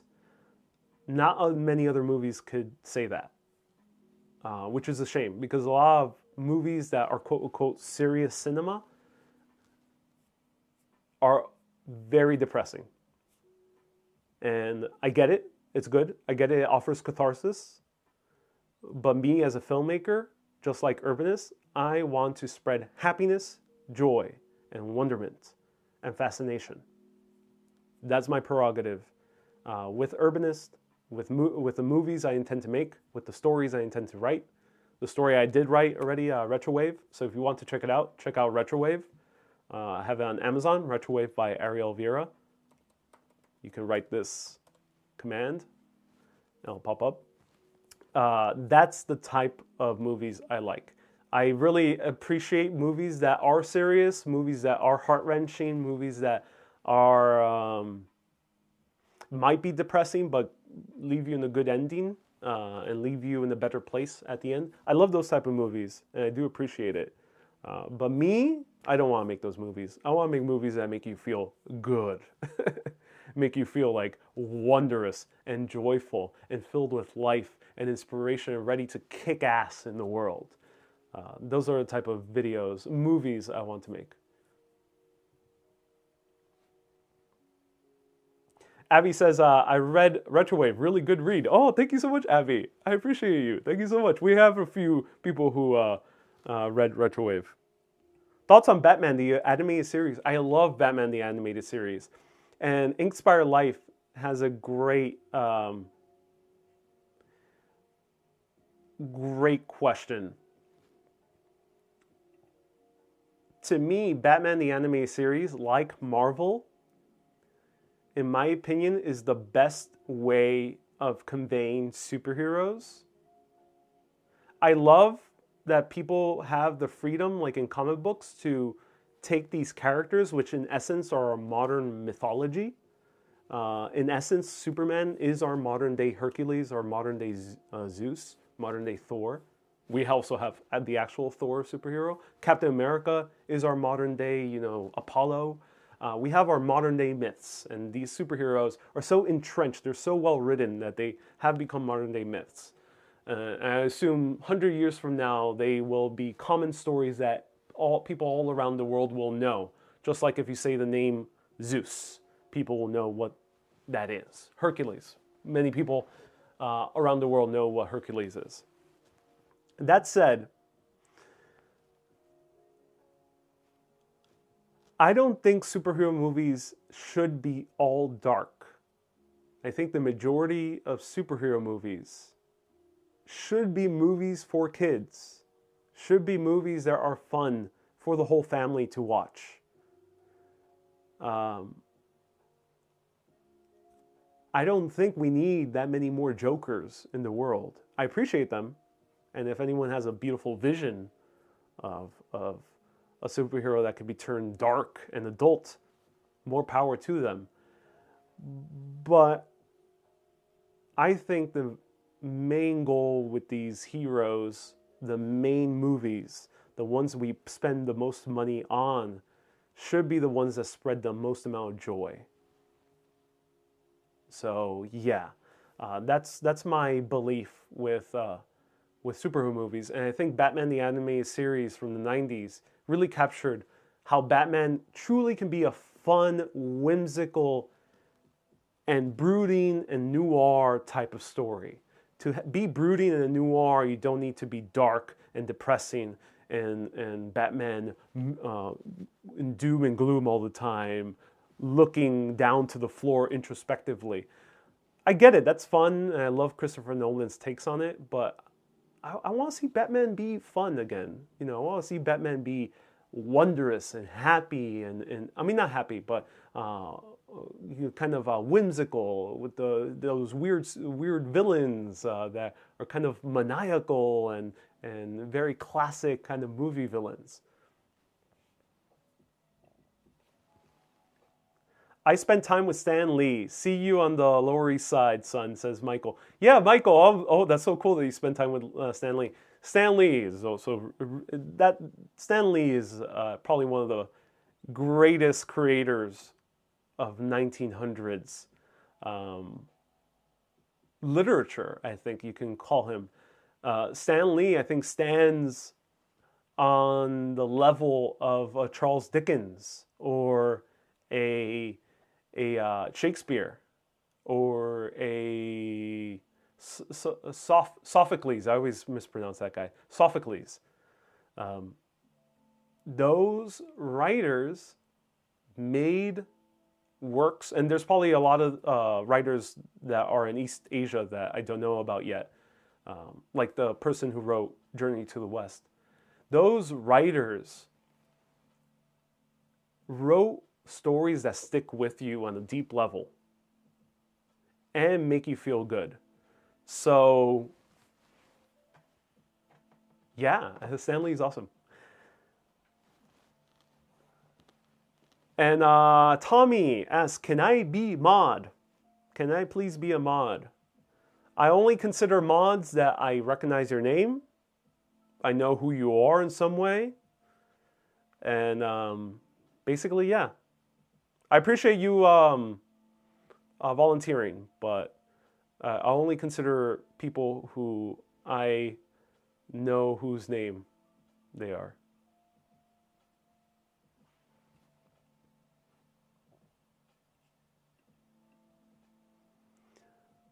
Thank you for, very tired. Thank you for the relaxing chat. I'm off to bed, says Phil. Oh, Phil, thank you so much for tuning in. I appreciate you. Okay, everyone, do you want me to round out these 2 hours? I'll stay around. I've been live for 1 hour and 40. Do you want me to stay live for 20 more minutes? Someone left a super chat, did they? Yeah. Let me know. Vote on it. Let me know if you want to round out. This will be a 2-hour video. But Tommy, yeah, if you keep tuning in, if I get to know you a little bit more, then I'll put it into consideration. Thank you for volunteering. Petter says, hello from Sweden. Have you never been to NYC? If I came to visit, would it be possible to hire you as a guide? Yes, you can, Petter. Thank you so much for the 200 Swedish krona. I appreciate you. Yes, you can. Yes, you can. You can hire me as a tour guide. Yeah. Hire me as a tour guide. I'm more than happy to show you around. Do go to urbanist.live/tours. I think I have it here.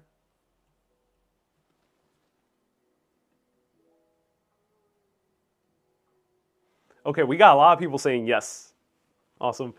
Okay, I actually got to take a commercial break. So bear with me. I'm going to play a video for all of you. I'm going to take a commercial break.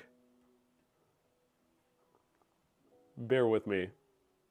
Let me find a good video to play.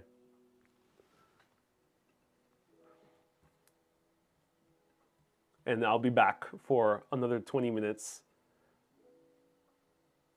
Let's see, what video should I play? Play an old edited video. Let's play one of those. One of my old vlogs from Urbanist. What's my biggest fear, says Katrine. Oh, of course I have a lot of fears. My biggest fear. My biggest fear is being stuck in one place. Never having the ability to move. I think that's why I really love walking around. Maybe that a little bit is kind of there, lingering deep in the recesses of my soul. And I am walking away from that fear in essence. Because I don't want to be stuck. We talked a lot about Tesla, so let's play some Tesla. Bear with me. At all. Okay.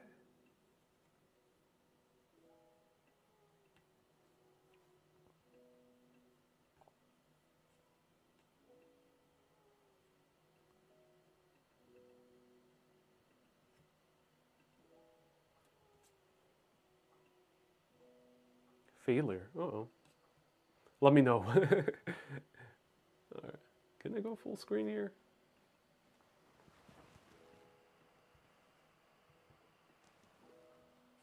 And I think you'll get audio as well. Yeah, you should be getting audio. Okay. If it weren't for an immigrant born in the lightning storm, proclaimed to be a child of light, who dared to defy the giants of industry, that man, of course, is Nikola Tesla. To many, Paris is a city of lights. But before Paris ever glowed in the darkness, New York City was the first city to shine amongst the stars. There are many people to thank for these innovations. Lewis Latimer and Thomas Edison, to just name two. But one person dared to imagine much larger. If it weren't for that was Nikola Tesla, born in the lightning storm, a lot of the places in New York City don't look the same like they did 100 years ago. To define but today we're going to retrace the steps of Nikola Tesla is Nikola Tesla. New York City. To many, Paris is the city of watching Urbanist. But before Paris ever glowed in the darkness, New York City was the first city to shine amongst the stars. There are many people to thank for these innovations. Lewis Latimer and Thomas Edison, to just name two. But one person dared to imagine much larger. That was Nikola Tesla. Born in to truly understand Tesla, we must foresee the same like they did 100 years ago. Providing wireless today, we're going to retrace the steps. That sounds like a bonkers idea from mad scientists. To many, Paris city had sound scientific reasons Paris why this should work in the darkness. He was known for saying, "You want to find the secrets of the universe, you must first understand it in terms of energy, frequency, and vibration." Lewis Latimer and Thomas Edison, to just name 1898 in Shore, Long Island, person dared to receive a $150,000 investment from one of the most richest men in the entire world, J.P. Morgan, in order to build a 187-foot tall. Hey, sorry about that. I had echo. Oh, sorry about that. Oh no. Okay. All right. I'll work out these kinks. I'm gonna do more of these. I gotta do more of these live videos. Sorry about that echo. I'm viewing Facebook. Oh, camera turned off?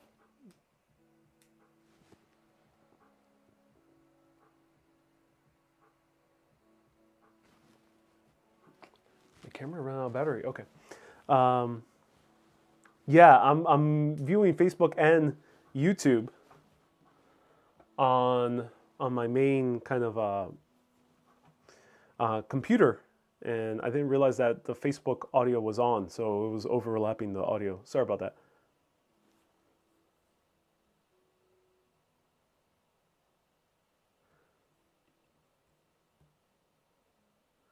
That was a good video, very professional, Cynthia. Yeah, thank you so much.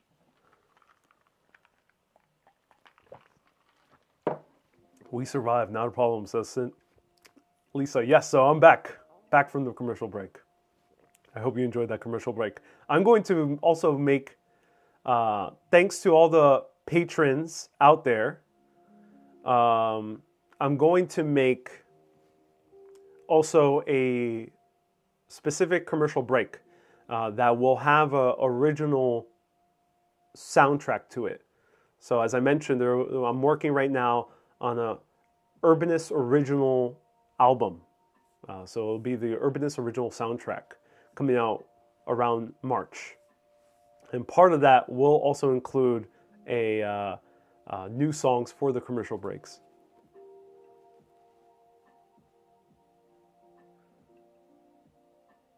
I was rapping? Someone said I was rapping? I was?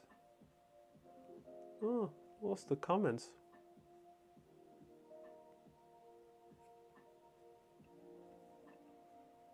Sharon said 50 stars. Thank you so much. What would my dream house be like? I want to live in a penthouse apartment in Soho with views of downtown Manhattan and midtown Manhattan. So if I could have views of both of the skylines in Manhattan, I'm good. That is the ultimate dream for me. Let me know. What's your dream house in the comments? I think the same would apply for London. I would love to have a London apartment where I could see the skyline of like St. Paul's, and I can see, basically I want to see the skyline of St. Paul's. Urbanist original soundtrack, love it, yes. So if you don't know, are you the songwriter? I'm not the songwriter, I'm directing the music and how it's built.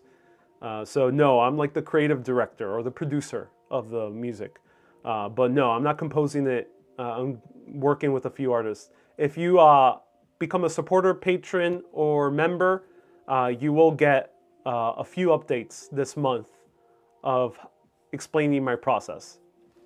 Rainer says, if you were a superhero in a Marvel movie, what would you be and why? Who would you be? If I were a superhero, if I were like a specific or ready-made superhero,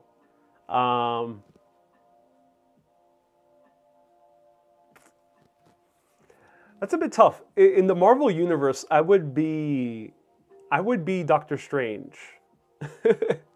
I love kind of the idea of working with magic. It sounds like so much fun to me. And like being the supreme, was it? I forgot his full title. Was it supreme something of the world and protector? Yeah, I just would love to work with magic and do cool stuff.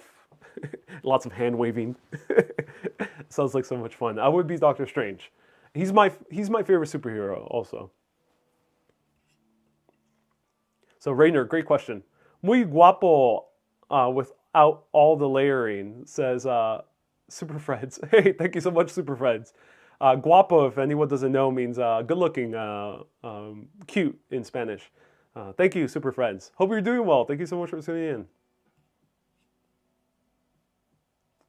Superman, because he can reverse the curse. Yeah, Superman can reverse. The BBC series Grand Designs featured a water tower that had amazing views of the London skyline. Oh, yeah, can't wait. My dream house is by the beach, says Cynthia. Yeah, oh yeah, that sounds like a really great dream house. Rosemary, I'm currently with family. Not till COVID is tame, says Janice. Sharon, thank you so much for 50 stars. I appreciate you. And cool to see Stanford White reference. Yes, he's referenced in the Tesla video, I think. Yeah, he is. I talk a lot about Stanford White in many of my videos, Inspire Life.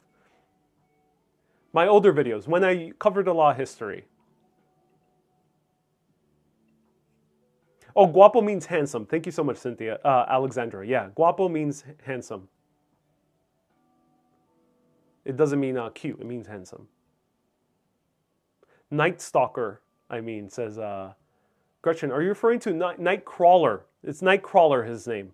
You could be the Nightcrawler. I could be the Nightcrawler with teleportation. I mean, that would make live streaming much easier if I could just teleport to other places. It would make live streaming way easier. Let me know, what superhero would you be? Digging the new stash look. You are? Oh, thank you. Thank you so much. I appreciate it. The reason I did it is because I dreamt that I did this haircut in my dream. I was like, oh, yeah, it looks good. I never thought of doing it. But in the dream, I had it, and I'm like, yeah, I got to do it.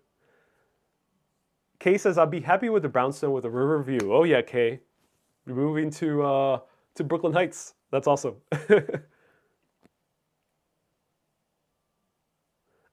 Super Friend says, we're all guapo and guapa. Yes, guapa means sexy or good looking for the female version. Why are we here on Earth? Asked Vicky. Great question, Vicky. Ooh. Great question. Let me answer that question. Cartier says, these walking videos help me through insomnia. Cartier, thank you so much for the super chat. Is that a compliment? Am I curing your insomnia? Well, I'm glad I can help with insomnia if you mean it that way. If I'm curing your insomnia, that's amazing. But if you mean it in a different way, where you're watching because you can't sleep, I'm glad I can accompany you in late night. Thank you so much for the super chat. I appreciate you. I bet I'm someone's cure for insomnia, and I'm more happy to be that person for you. So Vicky asked, what's the purpose here on Earth? You know what? That's one of the biggest questions ever.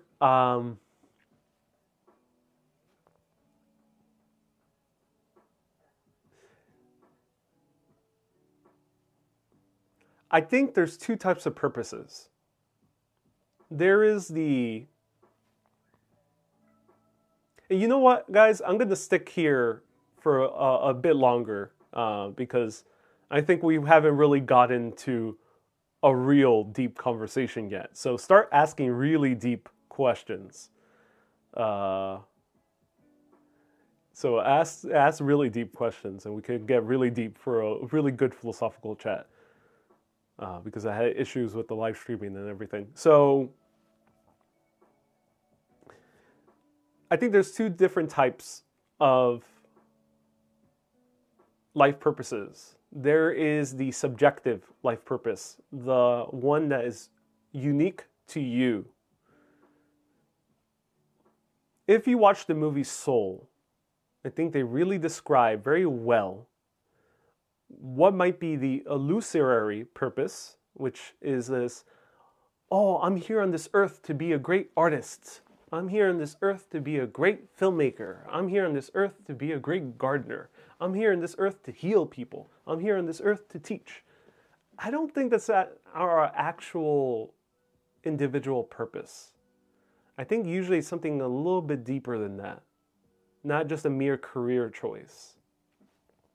So I think our subjective purpose is something much deeper than a mere career, than a mere arts or thing you create.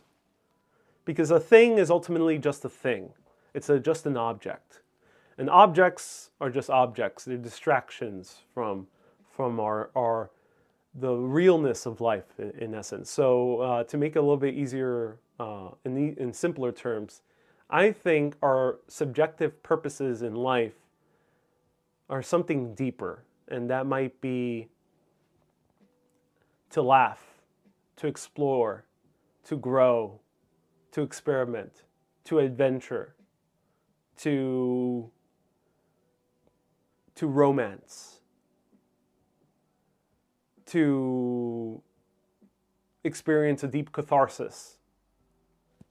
I think those are our subjective purposes, something that's much deeper. And I think our second thing is the objective purpose. Why are we here on this earth? Why are we in these bodies, these, in essence, meat bags, in this planet that's revolving thousands of miles around the sun, and this entire solar system is hurling through the cosmos?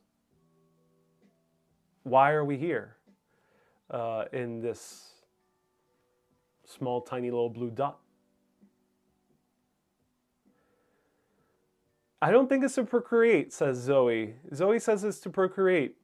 To say that our purpose is procreation or a mere evolution is a rather boring purpose, don't you think? Because if we're here merely to procreate, then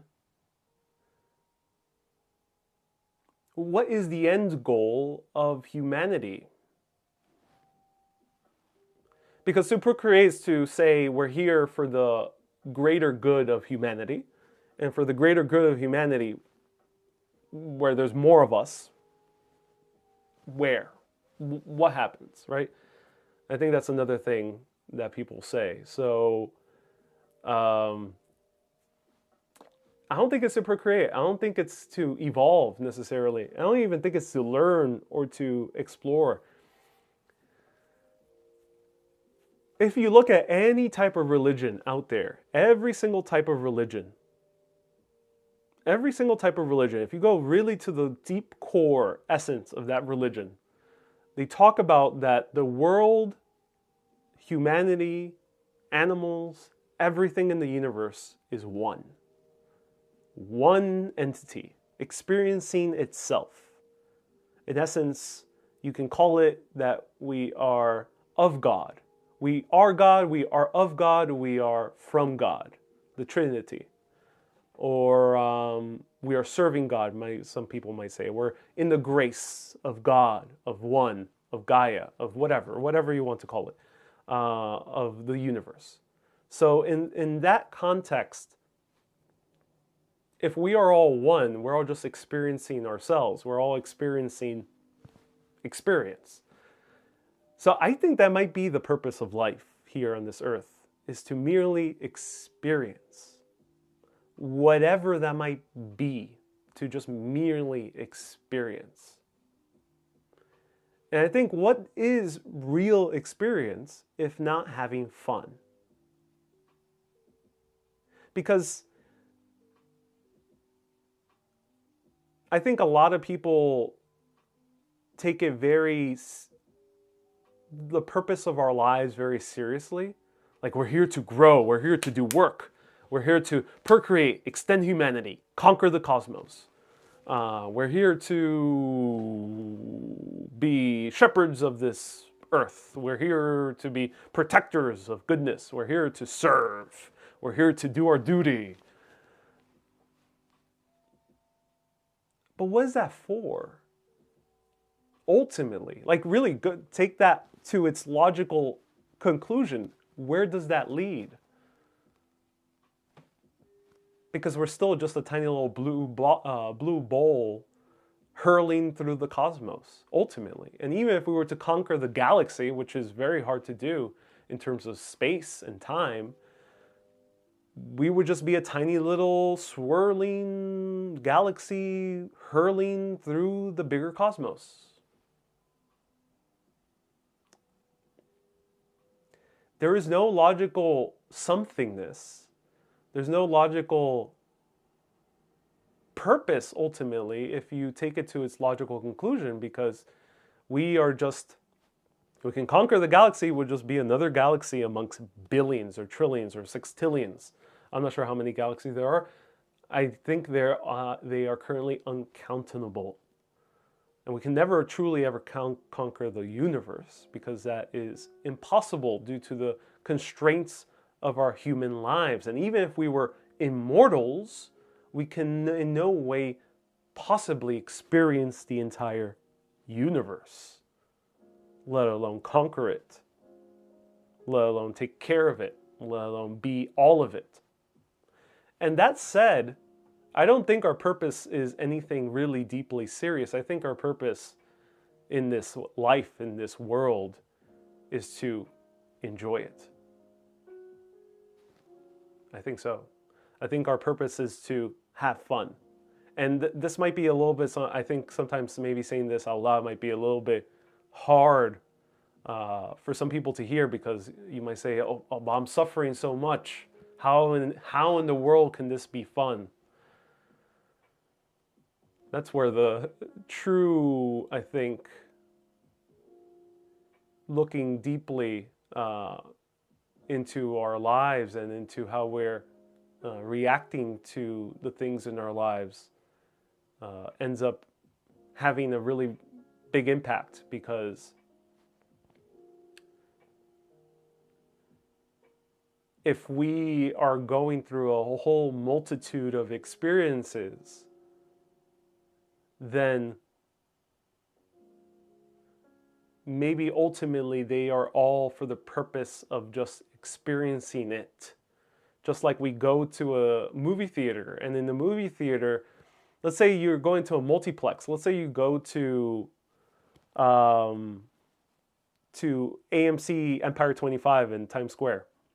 And you go to this movie theater, and at any moment in these 25 theaters, you can walk into any of them, and you can walk into an action movie where it's a big muscular guy shooting everyone like Rambo. You can walk into a Rambo type movie. Or you can walk into a superhero movie. Someone went through all adversity as a young teenage kid like Spider-Man and became the hero. You can watch a superhero movie. Or you can watch a horror movie where the character is going through the worst circumstances, maybe being haunted by a ghost or being submerged into the depths of hell. Or you can be watching a romantic comedy. Or you can be watching a serious romance, erotic movie, like those that they made in the 1980s. Or you can be watching a drama or a melodrama where a terrible tragedy took place. You can watch all these different types of movies. But ultimately, you're just jumping into these movies and seeing them. But are you the movie? You might feel for those 2 hours like you're deeply immersed into the movie, but are you the movie? You're not. Are we ultimately this thing that we're experiencing? Or are we maybe something greater experiencing this? So someone says, define fun. I think fun is subjective also, but I think it's just the mere act of experiencing. So if you want, I recommend the movie Soul for this because they really kind of convey very well, where even watching a mere leaf fall from the tree and land on your palm is fun. Fun, I think, real fun is not some kind of stereotypical experience, maybe like going for an adventure or falling in love or playing a video game or watching a great movie or making a great piece of art. I think fun is much deeper than that. I think fun is the very experience of being in the moment, the very experience of being here and now and just absolutely absorbing the wonder of everything existing. Like sitting on the bench and just seeing how beautiful the world is. There is blue skies, there's animals, creatures flying through the sky, there's trees fluttering in the wind. That is fun, I think. Or anything else. The mere, glance you have with your loved one is fun. The light bulb coming into your head when you discover something new and you're like, oh wow, that's fun. Or the feeling of your body after a good session of exercise, feeling that soreness, feeling that sweatiness, that's fun. All these experiences, it brings you really into the moment, right here, right now. That's fun, in my opinion. Is your purpose in life to focus on you or others? Says Katrine. Katrine, great question. I think ultimately, when you focus on yourself, you help others, especially if you have good intentions with yourself. If your intentions is to merely help yourself because you want to love yourself, I think ultimately that translates to the world. If you fill your own cup, you can overflow that cup ultimately to other people and share your beauty, your wonder, your awe, your inspiration, your love to other people if you already love yourself deeply. So I think any type of giving, any type of sharing, any type of loving starts from within. Have you seen the movie Waking Life, says Lauren? Yeah. I love Richard Linklater. I saw the movie. I remember seeing it for cinema class in high school, and it really made my head scratch. But if I were to watch it now, I think I would make much more sense of it. Why is your room so purple? Because I have purple lighting. It's a cool aesthetic. I think anger and resentment cause damage to the physical body. Yeah, so anger, resentment, these type of negative feelings where you feel kind of more disconnected from people, disconnected from the world, disconnected from the moment. These type of feelings take a toll on one's body. You can explain it very scientifically, and in essence, it's cortisol, and cortisol causes stress. It's the stress hormone. And if you read basically any article on WebMD or talk to any doctor, they'll tell you stress can be the cause of literally anything. Anything. Stress could be the cause of. So I think maybe if you are feeling more in the moment, feeling more connected with others, connected with the world, connected with the now, then you can live a much more fruitful and healthier life.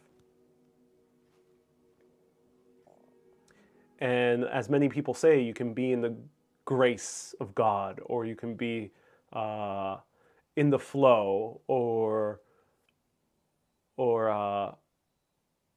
having good luck, or you can call it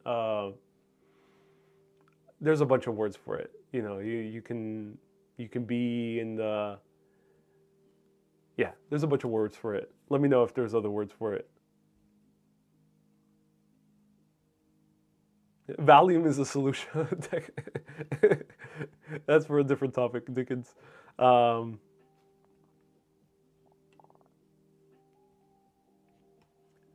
Thank you. How much fun Bob has given us. Right. Have you felt deja vu? I feel it a lot. The strongest Isabel, great question.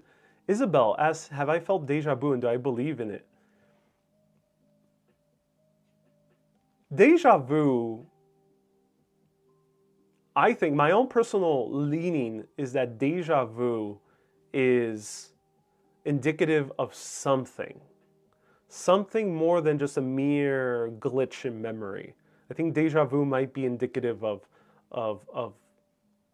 something, extra perception of alternate timeline or of a reliving of a past or something. I think it's more than just a mere glitch of memory. So that said, the strongest deja vu I've ever had was in Paris. And I mentioned this in my Paris live streams.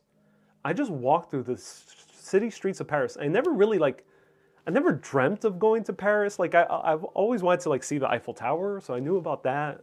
But Paris to me has never been like a city of oh my God, I must go. City like that for me has been Rome, has been London. But with Paris, I went there and things felt so familiar. It's so weird. I had this very strange feeling where everything felt so deeply familiar to me. And I couldn't explain why. I haven't been to these neighborhoods. I didn't even really research how these neighborhoods look like. I may have just researched the general kind of history, but I didn't really go that deep into it. So I did not know why I felt such a deep familiarity with Paris, but I did. And it was very strange for me personally. So we have a few people in the comments really disagreeing with what I'm saying. Yeah, everyone, as I mentioned, don't take it so seriously. If this conflicts with your beliefs, it's okay. I don't want to convert you to any beliefs. We're all just having a fun conversation. And yeah, we're just having a fun conversation. I don't want to convince you of anything. I don't want to change your beliefs of anything. I'm sharing my own personal experience. And I'm curious to hear yours as well. So I had a few super chats. If anyone could remind me what was the super chats, let me know.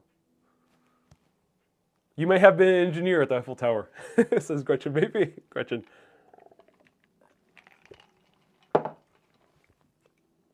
So many energies in Paris, says Eugen. Yeah, Paris is a fascinating city because if you look at the history, it's depressing. There's really dark things in Paris in its history. Some of the most darkest events in European history happened in Paris. And yet Paris does not feel like a depressing, slow, sluggish, dark city. Does not have that feeling. It's so weird, and I don't know why. Why is your mustache longer than your beard? Because I grew my mustache longer and I've been shaving my beard. For fun. For fun, ladies and gentlemen. For fun. Joe Serrano, send the super chat. Thank you so much, Joe Serrano. I appreciate you. Thank you. I have deja vu every single morning when my kids wake up at 7 a.m. Cool, Katrina, that's awesome. World War II, yeah. Paris also went through terrible things in both world wars. Yeah, and so for some reason, let me know if you agree with me. And I think a lot of people do because you see this in culture, you see this in movies and film and music. People love Paris. There's some kind of magic with Paris. And yet it had this terrible, dark, bloody history to it. Lots of people being persecuted, lots of people being rudely killed. And yet the city right now feels magical, it feels fun, and wondrous, and lots of cool things.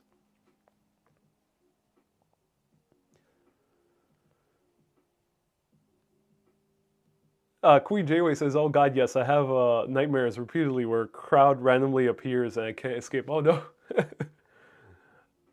Don't be rude, says Hazel. Ooh, we're referring to. Joe Serrano, thank you so much for 100 Mexican dollars. I appreciate you for the pesos. Ariel, we love when you're funny and enjoy the moment. Oh, I'm so glad, Alexandra. And Paris is all about the romance because French are romantic.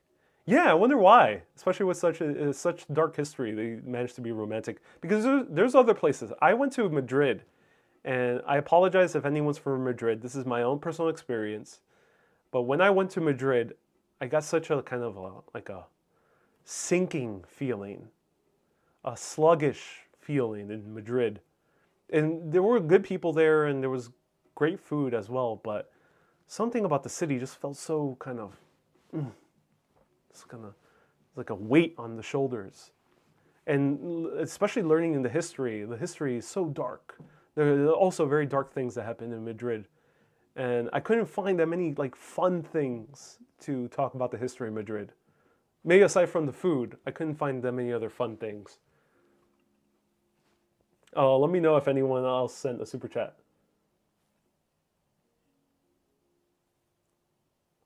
What happened to Notre Dame? Oh, it burned down, which is so sad. Sorry I'm late. I just finished dinner. Hey, Adam, thank you so much for tuning in. Can we know what happiness is without sadness? Yeah, I think it's possible. But Milo, it's like, Milo, great question. I think in a way, it's like history. People tend to not look at any good history textbook, or even go to your school, your local school, or your local history channel. Here in the US, we have History Channel, or any type of documentary on Netflix. What do people usually talk about when it comes to history? They talk about wars, a lot of World War II. They talk about persecution. You know, like in Madrid, they talk about the Inquisition. They talk about terrible kings and queens and their drama and their scandals. And they talk about revolution. That is mostly the gist of popular history. Why is that? I think in a way, our natural human condition is to be morbidly fascinated by the negative. And even in painting, in a drawing, for any type of color that you might have in the painting, you have dark, you have shadow, you have shading. So there's always darkness amidst the light. And I think the same thing maybe applies to our life. That if our life were just a pure thrill of happiness, would it be really what we call a life? Would a movie be fun if the character is smiling and having a good day for the entire 2 hours? I mean, sometimes it might, if some type of adventure happens, but there's always shadows in even those type of movies where a character is generally having a good day, or you know, a couple falls in love. There's always some type of conflict. But if you have a movie without conflict, zero conflict, like literally zero conflict, like there are movies that are about adventures that are fun and whimsical, but even they have conflict. Even they have something the character is going through, or they run into a challenge, or they run into an obstacle, or they grow in some way and they become more caring or more knowledgeable or whatever. If you have a movie literally with zero conflict, would you actually watch that movie? Do you play a musical instrument? Asks Max Headroom. No, I don't. I don't play a musical instrument. And I think about Athos, Porthos, and Hermanos, and D'Argentan. Ooh, are you referring to the Three Musketeers, Eugen? Film noir, yeah, film noir, really great film genre. Watched The Last Time I Saw Paris, a sad but fun film. Yeah. I gotta check it out. Last time I saw Paris. Thank you so much for my recommendation, Gretchen. Gretchen recommends The Last Time I Saw Paris. What do you think adds to the ambiance of a city being romantic and magical? Great question, Expired Life. There's not that many cities that I think have that really deep association with romance and magic. Definitely Rome in many ways. Naples as well, to a certain extent. Paris, London, New York. I think those cities have that connection with romance and magic because A, they're very populous. B, there's a lot of different people in these cities. Huge variety of people. Like, would a Dickens novel be fun if everyone in the city was rich? Not really. Would a Dickens novel be fun if everyone in the city was poor? Not really, because you wouldn't have a proper Dickensian villain. So I think that kind of variety in the city adds to the magic, to the romance. Because I would be hard-pressed to find many magical movies that take place in the suburbs. There's really not that many. Maybe like Edward Scissorhands, but there's not that many. There's not that many movies that show magic in a city where things tend to be rather either homogeneous, where almost everyone's from the same place, or everyone's probably similar income bracket as well. Those cities don't tend to be so magical. I think it's that clash and that conflict, says Fifi. Yeah, that clash and that conflict, that variety, those different brushstrokes that add to the magic. Would I film in black and white, says Dickens. I've done like 2 live streams fully in black and white. Let me know if anyone's interested in another black and white stream. I did one in Central Park when it was like a very sunny day and you can see the beautiful shadows in black and white. So yeah, I would love to do a black and white live stream again. Movie, yes. I've always wanted to do a movie where it starts in black and white and slowly transitions into color. And by the end of the movie, it's just pure, vibrant color. Excuse me. Shirley says, did I feel the romance in Paris? It was a bit tricky for me. Paris was a bit tricky for me to experience it. Especially when I went in August, because August, Paris tends to be very sleepy and a lot of things tend to be closed. So I got a little bit frustrated when I was in Paris in those terms. But I was starting to feel the magic of Paris, yes. I'm a big fan of film noir, says Alexandra.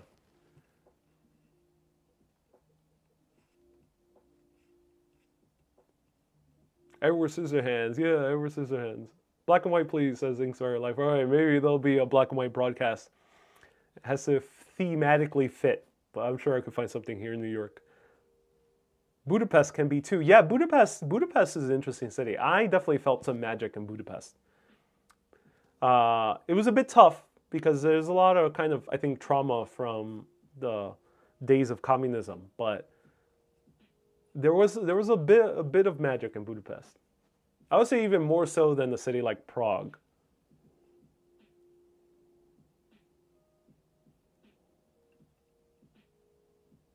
Italy is very romantic. Yeah, Italy. I think Italy overall is just very romantic. Yeah. Only If You Wear a Fedora is a great film noir. Right. In the trench coat.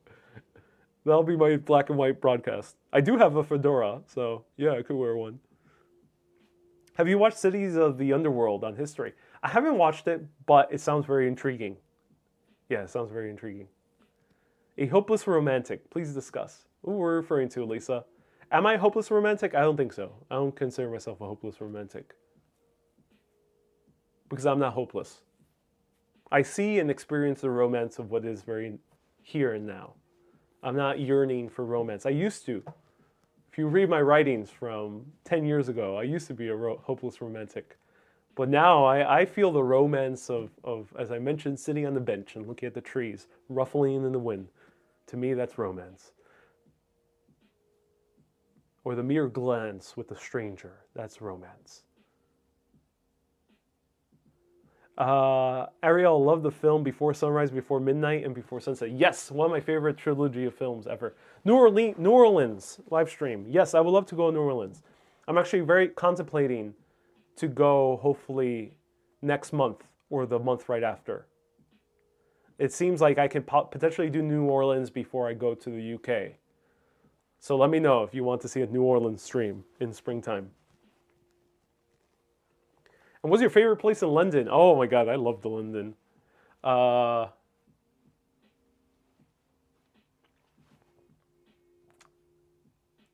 place I gravitated to the most was Soho. The Soho in London. I just love walking through its tiny little streets. I had so much fun. But beyond that, I would say I really loved walking through along the Thames. It was very beautiful. Wow, Ariel, you should do New York City in black and white. All right, stay tuned, everyone. You'll see another black and white broadcast. Gretchen. And what hope do you have for the future of the world?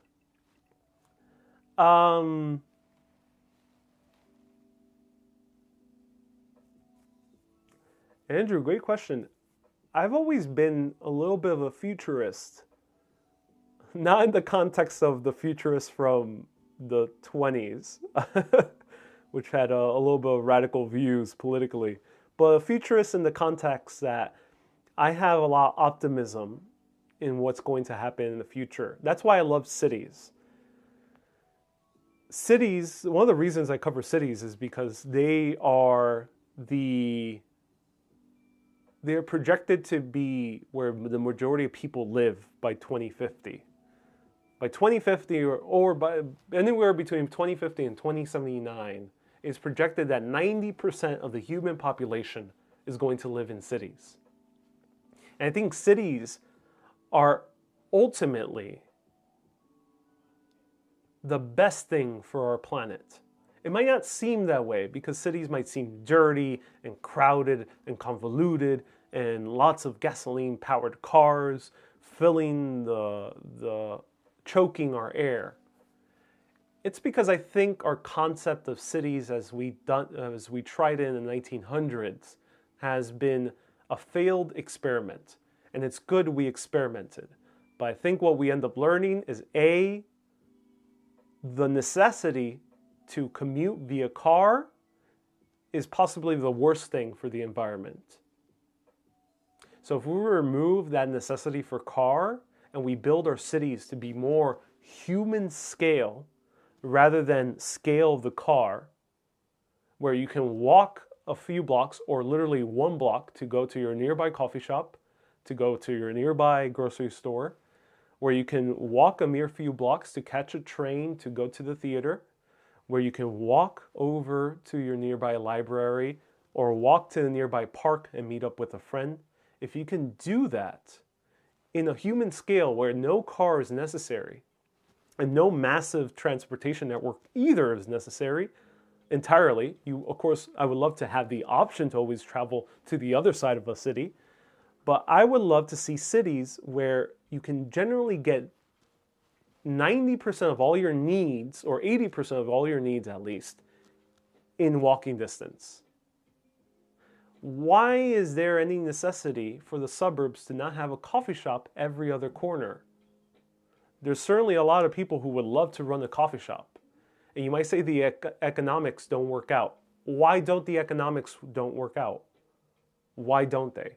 Why don't the economics work out for someone running a restaurant every few blocks, especially in suburbs or less denser areas of the city? That is the question. Why don't they work out? Because if we were all honest with ourselves as individual human beings, we would love a coffee shop in our corner. We would love to walk 1 or 2 blocks to our nearby bistro. That's why Paris, for example, has so much magic, because Paris is built very much on the human scale. Same thing with cities like Rome. It's very well built on a human scale. And that's why they're magical.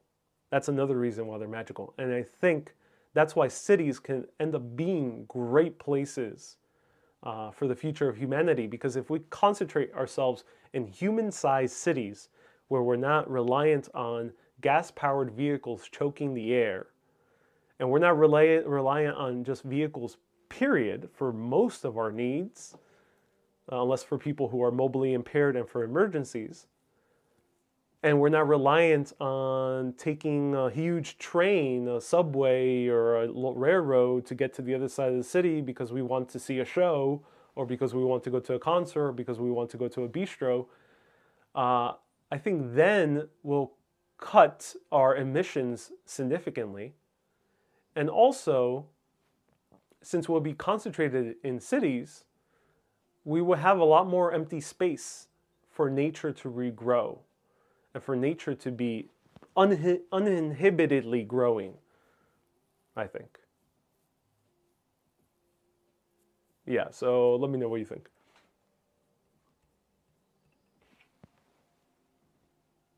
That's cool, Ariel, but never ever walk in a sunny, warm day after doing errands in downtown. Walked in LA. Yeah, LA I can imagine be very hot to walk through. And there's like no shade in LA. That's why I'm not so intrigued in going to LA. I can maybe do a few awesome videos in LA, but I doubt I can like do any more than that in LA because there's not that much like walkability in Los Angeles. I think Ariel has a past romance in Europe. Can't get him to budge and talk. I don't have any. I don't have a romance in Europe. Literally, my romanticization of Europe is literally loving the city. It's not based on individual. If it were, I would tell you right now. But no, it's not. It would make for a great story, but no, it's not. No, I truly have a romance for cities and for European cities because I love the city. Now, I met some wonderful people, but that's not the one and only reason. Hey, what does SSO mean, Stephanie? And yes, let me try that. Venice Beach would be good for a walk. Yeah, that would be good for a walk. And let me see if I missed any other questions. Let me know if I missed any super chats. Do let me know. That's so true, Ariel. That is why cities work, right? It's convenient, but most cities disconnect you from nature. That's the thing. Cities should be built with copious amounts of parks. Just like we don't need, I don't think we should be walking too far away from a coffee shop or from a restaurant or bistro or a bakery or a grocery store or even a theater. I also think we shouldn't be too far walking distance from a park.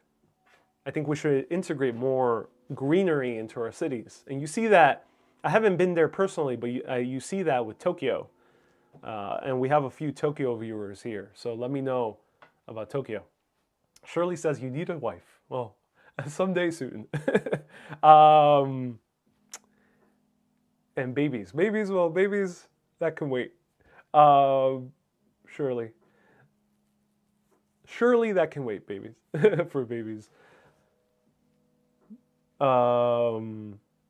So, yeah, we should have more greenery. But the fact that we are, quote unquote, disconnected from nature, I think the main issue is that we don't have the proper infrastructure to connect us with nature without relying on a huge gasoline-powered car.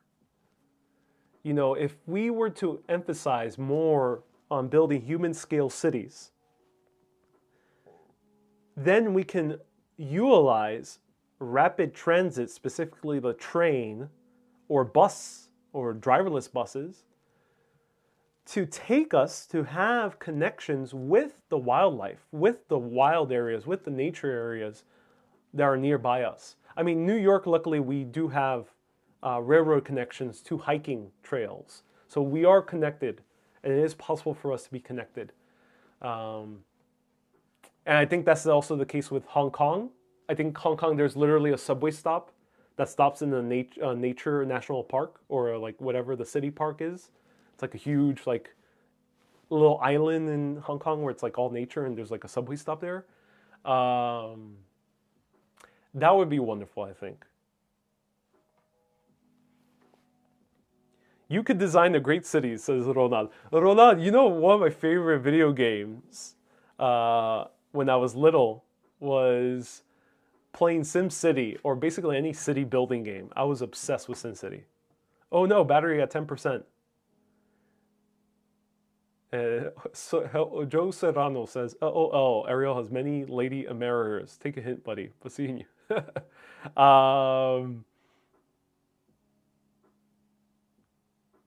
I'm guessing you're young, indeed. More ASMR, welcome. I live in the New Jersey suburb that is car dependent, not easy to get around by foot. Nearby Ridgewood has a beautiful downtown with a train, and most of everything is in walking distance, right? There's a few great examples of smaller cities or smaller towns that everything is walkable. I definitely felt that when I visited like Sleepy Hollow, for example. The thing is, when you have this conversation, there's a lot of people, some people, not a lot of people, but some people have this kind of visceral reaction like, oh, but if we build a city without cars, what about the people who can't walk? Or what about the people who can't get around? Or what about, you know, the freedom of a car? In terms of mobility issues, wouldn't it be wonderful if we can dedicate the road and literally leave most of our roadways available and empty and easily accessible for people who really need them, the mobilely impaired? That's the case in Amsterdam, where they allow these tiny little mini cars where someone can roll in with their wheelchair, get into the car and drive on the bicycle lanes. Why are we not thinking of those solutions rather than saying that cars are absolute necessity, bar none for everyone, because who knows if someone needs it? Right now, you can't, if you're mobilely impaired, it is a deep shame you can't easily take an Uber or a taxi. It's a very deep shame. It's a deep shame you can't easily get onto the subway. Because like, I think it's like 70%, only 70% have elevators, and most of them are always broken down. So it's a deep shame. And I think that argument that we should not build human-sized cities because people can't get around, I think is in essence stupid. I think we can build a city that's walkable for people to get around, and also make it even betterly accessible, even more accessible for people who need them, for the elderly, for people who are mobilely impaired. Pavements are dreadful for wheelchairs. Yeah, hopefully we can build, Lauren, great comment. Hopefully we can build infrastructure where we can make it more easier for people to move around and maneuver around the city. Amsterdam, I can't wait to show you Amsterdam on live video, and I will definitely be talking about that. But if you want to see already a great channel on YT of Amsterdam, check out Not Just Bikes. Not Just Bikes. And he does, it's an urban designer, an actual urban designer. Unlike me, I'm not urban planner or urban designer. This guy's an urban designer. He talks about the urban infrastructure of Amsterdam and how amazing it is.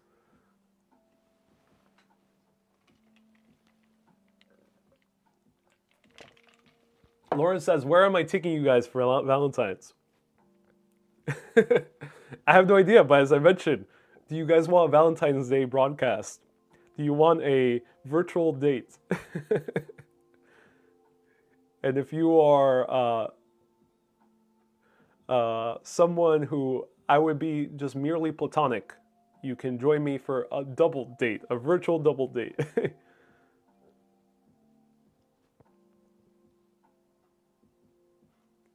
I don't own a car. I know a few young people who do here. I might need one for work though, right? It's a shame here in the US that you absolutely need a car to mostly get around. Oh, I can't wait to see the live on Valentine's Day.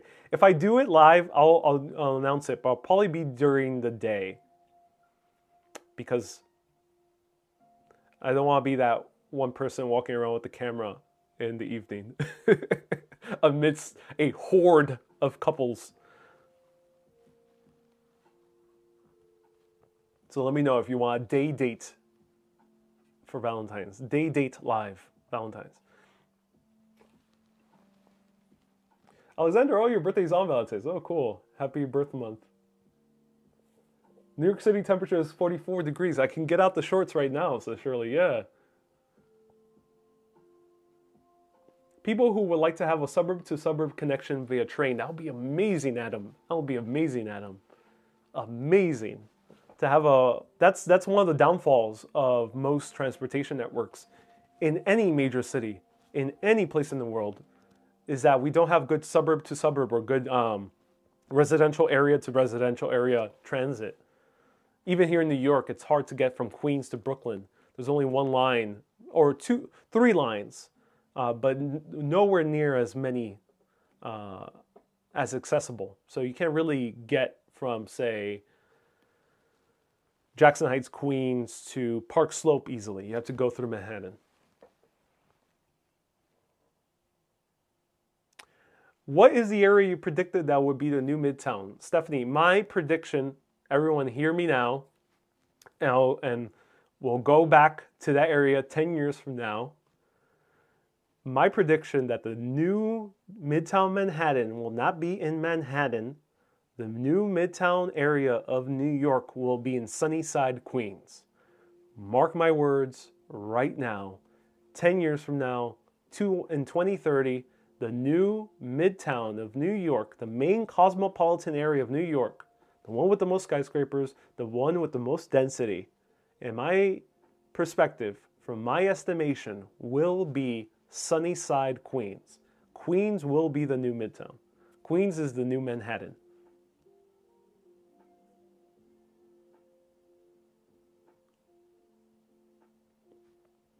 V-Day in black and white. No, I wouldn't do a V-Day broadcast in black and white. Dickens. Everything is transport related must be underground. Utilities too, yeah. Yeah, that's why I'm excited for Elon Musk's boring company. It's a great name. And it's anything but boring because Elon Musk is inventing boring technology, which means boring tunnels on a much cheaper rate. And that'll be wonderful. And we could really utilize the abandoned railroads in Queens to make a Brooklyn-Queens crosstown train. Yeah, exactly, Eugen. Great comment. Exactly, yeah. Boston has a suburb-to-suburb connection. Yeah, Boston is one of those few cities that I noticed had good suburb or residential area to residential area connection. Yeah. Oh, good. No more Queens tunnel traffic on 37. I think that might be the case. I mean, will there even be traffic in 2030? I don't think so. I think we'll be looking at a very different world in 2030 with driverless cars, at least. Shirley, why do you say that? Watch my Sunnyside Gardens live video. I explained a lot more in depth. But basically, it's a huge open plot of land that are train yards right now. And historically, the biggest midtowns in New York City have been built over train yards. And that main example is Midtown East, basically where Midtown Manhattan is. The entire Midtown Manhattan is built over train yards, a good portion of it. And because that was the case and they decked over the train yards in the early 1900s, land property was very inexpensive. And it was convenient because it was right next to a train station. So everything skyrocketed. They built a bunch of more skyscrapers and there was rapid development in the Midtown area to the point where Midtown is basically the area of New York City with the most skyscrapers. I think the same thing will happen in Sunnyside because Sunnyside is a massive train yard on a much larger scale than even the ones in Manhattan, historically speaking. And it's very evident that Manhattan is becoming too expensive. Even with the pandemic, it's becoming way too expensive. And it's becoming unfeasible for new development to really take place. Do I meditate? Yes. I used to meditate with a proper practice, usually using Headspace and then a few other types of meditations. But now I basically meditate throughout the day. I take moments throughout the day to sit down and just breathe and clear my mind.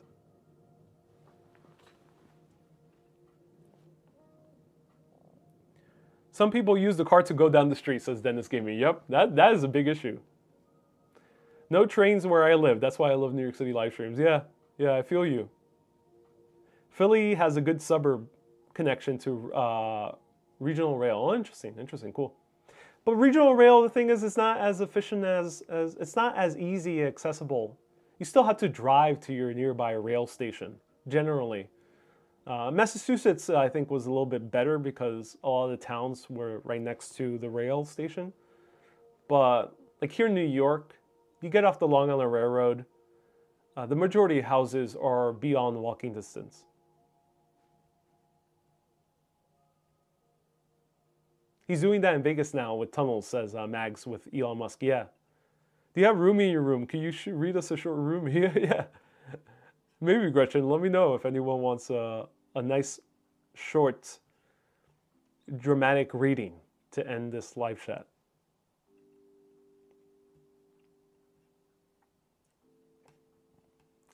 And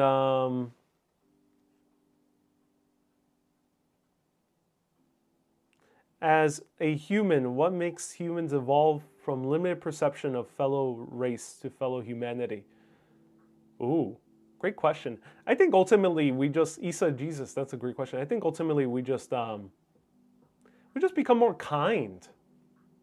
Whenever we end up growing, whenever we end up meeting, whenever we end up meeting more people, whenever we end up truly pursuing our heart's desire, when we really do embrace what we're good at and what we naturally enjoy, what naturally fascinates us. For me, it's making videos, it's telling stories. If we embrace that, I think we end up becoming more kind. And I think that kindness lends to a more empathy for humanity overall. I think that is the key to furthering our world, to making the world a better place, is for people themselves to become loving to themselves, loving to their natural predilections, loving to their natural talents, loving to their natural inclinations and fascinations. If you become loving, I think, to yourself first and foremost, loving to be alone with yourself, loving to clear your mind, loving to see your random thoughts pass through, loving to doing whatever you like doing. And that might seem like, oh, of course everyone does that. I don't think most people do that. I think most people are living against their natural inclinations because our society says you got to be serious. You have to get a proper job. You have to follow this set path that we have formatted for you. Go to school, go to high school, graduate, go to college, graduate with a bachelor's, maybe do post-grad, get a job. You have to follow this set path. And all these kind of restrictions in our lives, and self-imposed, because It's never just the external, never just society or parents or family or city or friends imposing the or whatever expectations upon, from your nation. It's never just that. It's also self-imposed. You end up starting to think, oh, I gotta be more serious with life. I got, playing guitar is frivolous. I gotta stop playing guitar. Writing a book, oh, it's frivolous. Making a live video, oh, this is a frivolous. Let me stop living in the fantasy world and stop doing live videos. That's something my own thoughts, I've gone through that myself. Oh, making a live video, I gotta stop living in the fantasy world of making live videos and thinking I can make a career out of it. I gotta stop living that fantasy because it's frivolous. Who cares about live video? Who cares about stories? I gotta stop doing that because I gotta be serious about life. And those self-imposed restrictions, in a way, is the antithesis of loving yourself. And I think if you continually lash yourself, because how dare you think about writing a book? How dare you take time to travel to a new country? How dare you think of filming a vlog? How dare you think of becoming a chef? How dare you think of becoming a scientist and researching? If you lash yourself against that, you're hating yourself. You're hating your soul. You're hating the very core of what makes you you. It doesn't mean that you have to be relegated to poverty or to be a starving artist. No, those are calls for creativity. In whatever realm of life you are, if you are someone who loves the sciences, deeply loves the sciences, and want to study something that doesn't seem too popular, something that might not be accepted by academia at the moment, like, say, the guy who thought of DNA. People had no clue what DNA was. People thought, why bother looking at something smaller than bacteria? Why bother? The guy had to be creative in finding a way to make DNA relatable, useful for other people. So I think in whatever calling we have in life, maybe video maker, gardener, urban planner, architect, lawyer, doctor, entertainer, cabaret singer, whatever calling in your life, it is a call also for whatever challenges you come across. They are not there to make you suffer. I think in the ultimate sense, they're there to increase your creativity, increase the ways you can have fun with that challenge. Like in any good movie, a superhero doesn't merely just become born a superhero. They learn to become a superhero through the challenges they encounter. Same thing, I think, with any calling in our lives. We have to think creatively with those challenges. If you're a doctor or a nurse, someone just mentioned a nurse. If you're a nurse and you have to work many hours every single day, maybe it's a challenge to see how you can optimize your time, how you can better offer your services even when feeling very tired. That's a challenge a nurse is going to encounter. A challenge I encounter as a vlogger is, how can I grow my channel? How can I translate my skills to other projects where I can offer value to people, maybe freelancing or eventually maybe working with Netflix or Amazon Prime, or how I can make a better living from this. We all come up with these different challenges. A writer comes up with the challenges maybe of how to make really good ideas. We all come with very different challenges. Even the same type of calling might have very different challenges according to the person. So my challenges in vlogging about cities, about walking, very different from maybe my colleague Action Kid or Walk, Ride, Fly or New York Live with Mickey. I experience a very different challenge from them, and they experience a very different challenge from me and from the other person. For me, my challenge as a live streamer, as a vlogger, is entrenched also in how to make a living from it, but also beyond that, how to tell better stories, how to loosen up more on camera. That's my challenge. I think I have embraced it and worked with it very well, how to become more looser on camera. But other people have different challenges.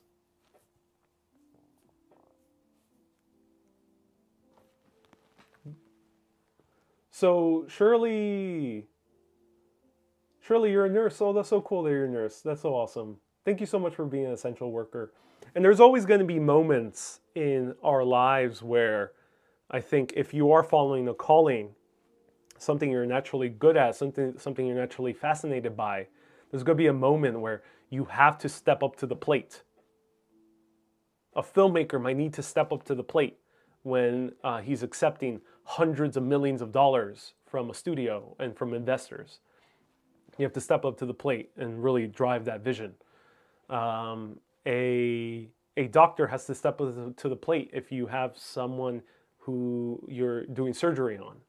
And a writer has to step up to the plate if he has a book contract, or his fans are waiting for the continuation of a series. And nurses stepped up to the plate for this pandemic to help as essential workers. We always have to step to the plate at some point in our lives.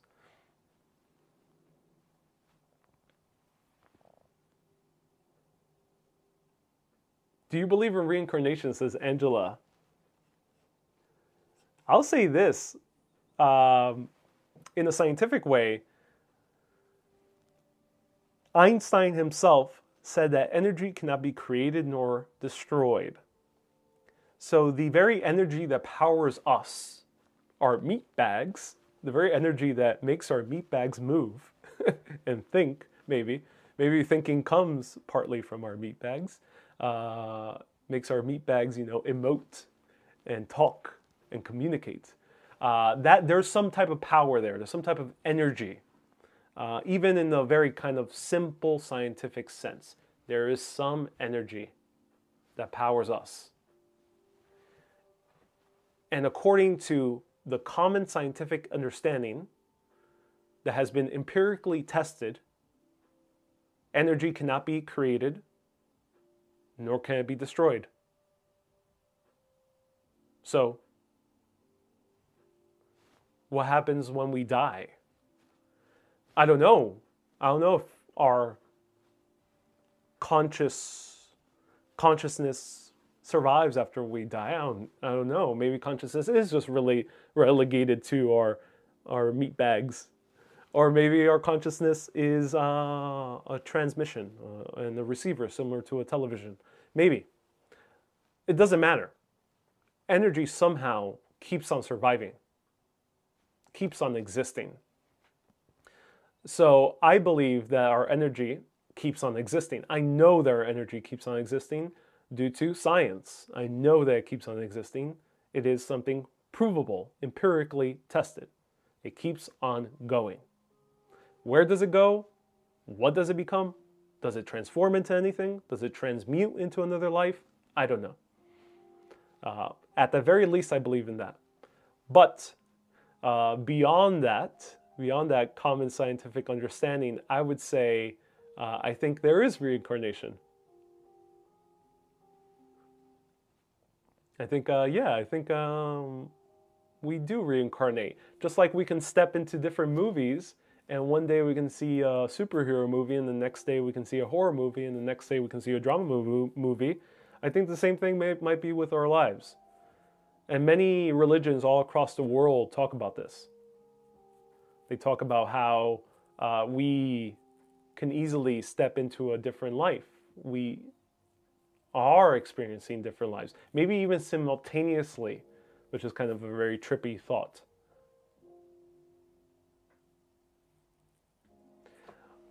Have you heard of Uranita book? No, I haven't. Yes, I'm New Yorican, Puerto Rican American.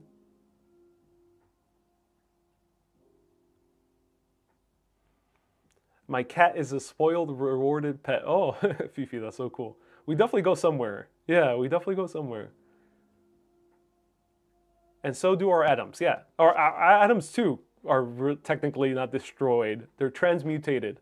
That definitely is transmutated to a bunch of things. We shed atoms all the time.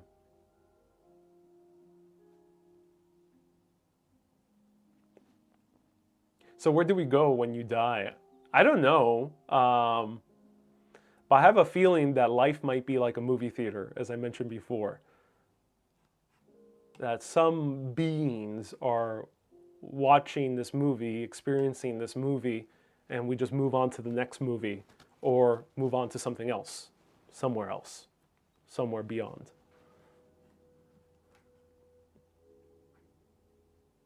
Lisa says heaven and hell are both very real.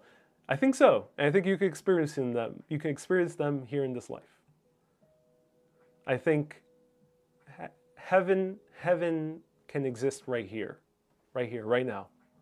We can experience heaven. We can also experience hell. You definitely hear about people experiencing hell all the time. My heart goes out to those people. But we can also experience heaven, I think, equally.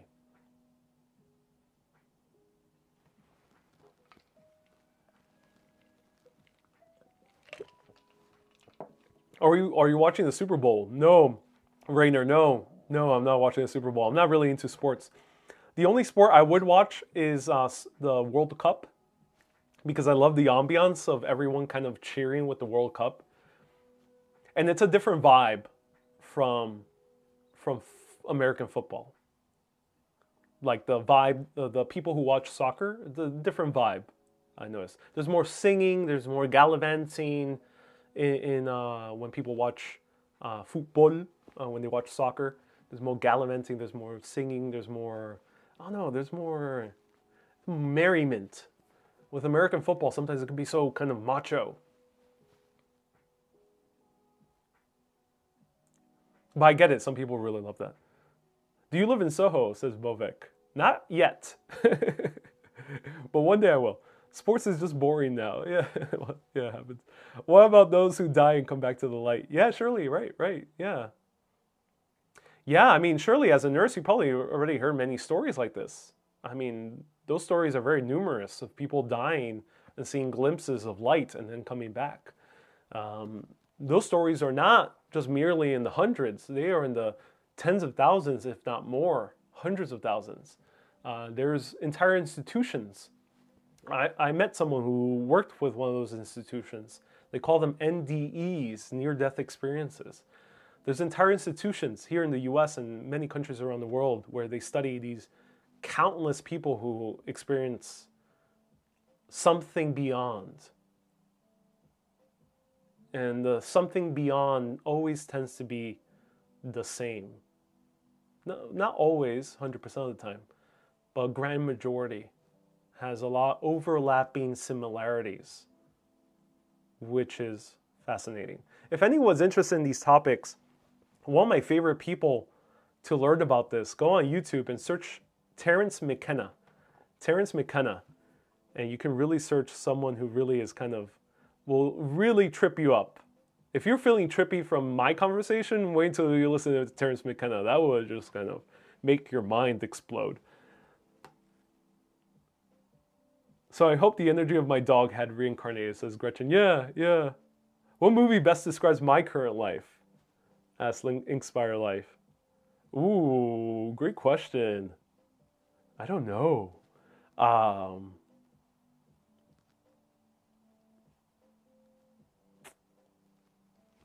That's a good question.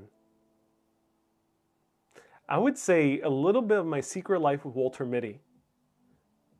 It's probably most of my 20s. I think if you were to convey it into a movie, is The Secret Life of Walter Mitty. I think now I'm transitioning to a different movie. If I were to make an analogy of my life into movies, I would say my 20s was Secret Life of Walter Mitty. And now, in this past year, I'm translating into a different movie. I don't know which one.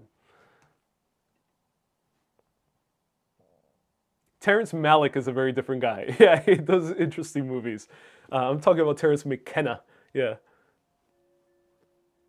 Respect the ancestors, says Hyde. Respect the spirits of nature and honor the ancient gods, says Hyde. Yes, I agree. Have you ever dreamt of someone and the next day you met them? Yeah. Yeah, I have. Many times. Many times. It happened to me very recently. I dreamt of a kind of a very short woman who was kind of very spunky. And the next day, literally after a live video, I had these two women come to me and say hi. They were asking if I was a photographer because I was taking photos. And they just chatted me up. And one of those women was a woman very similar, if not the same one, from my dream, which I found very fascinating. Do you believe in God? Yes, I do. Maybe not in the context you might be thinking of. Not the bearded not the bearded man with long flowing white hair in a robe with a lightning bolt. I don't necessarily believe in that type of God, but I believe in something incomprehensibly more complex and more, no words, something beyond our comprehension, beyond our perception.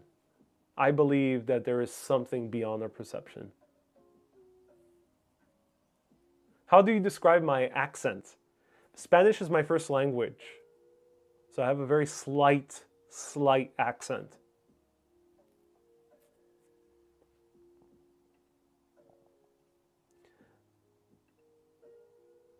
And remember, you had a dream about weddings and then you stumbled upon one at St. Patrick's, right? Right, Gretchen? This happened to me many times.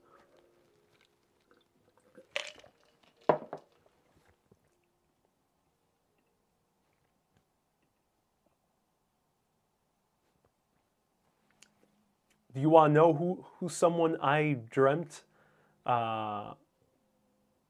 And you'll be one of the very few privy people who'll know, and we can see if it proves correctly.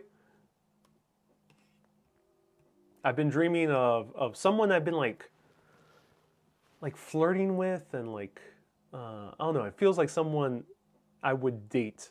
And they've been popping up in my dreams recurrently. And it's not really someone I thought I would want to date.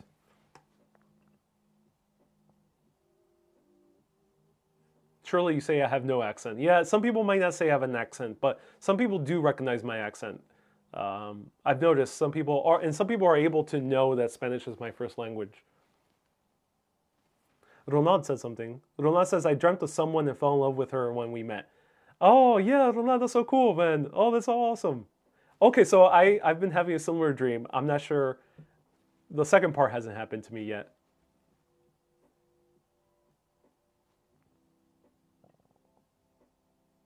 Thank you, moderators. Moderators are doing a great job. With these guys that you see are just trolling, feel free to overall hide them completely. Just hide them. If they're new, you've never seen their name before, and they're trolling, hide them.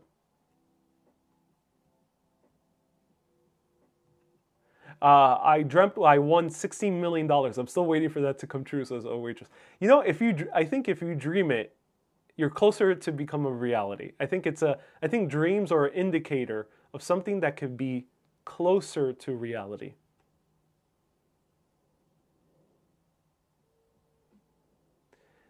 Alexandra says about those two women, that moment was when I asked Ariel to go in front of the camera and stand in front of the sunset.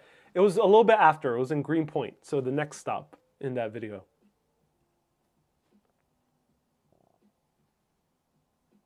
I had a maskless dream last night. You've been dreaming with masks on. I haven't had dreams where I wear masks. That's crazy, Lauren. Oh, wow, that's crazy. You've been dreaming with wearing a mask. Wow, complete dictatorship. Must be a Democrat, says Douglas. This is a live stream, not a nation. It's a premonition, says Lorraine. Yeah. Have you read Wayne Dyer's work? No, but I know of him. I've seen a few videos with him. I saw the one he did with Eckhart Tolle, and he did one with Abraham Hicks. And I just only get good vibes from him. May he rest in peace. But he seemed like a really awesome guy. I haven't read his work, but he seemed like a really awesome guy. And I assume I would agree with most of the things he's writing about. Especially if he interviewed both Eckhart and Abraham Hicks. I would probably agree. Yeah. And oh, we're getting a rush of trolls on YT. Someone has been sharing my videos. Thank you, Mags. There we go. Thank you so much. I appreciate Mags and Stephanie. First time I've seen moderation in action here on YouTube.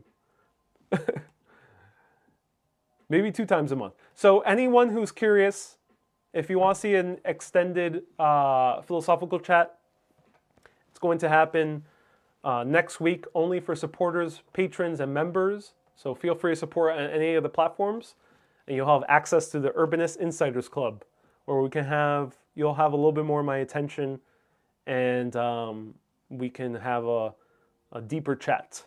So if you want to have that, you can become a supporter in one of those platforms.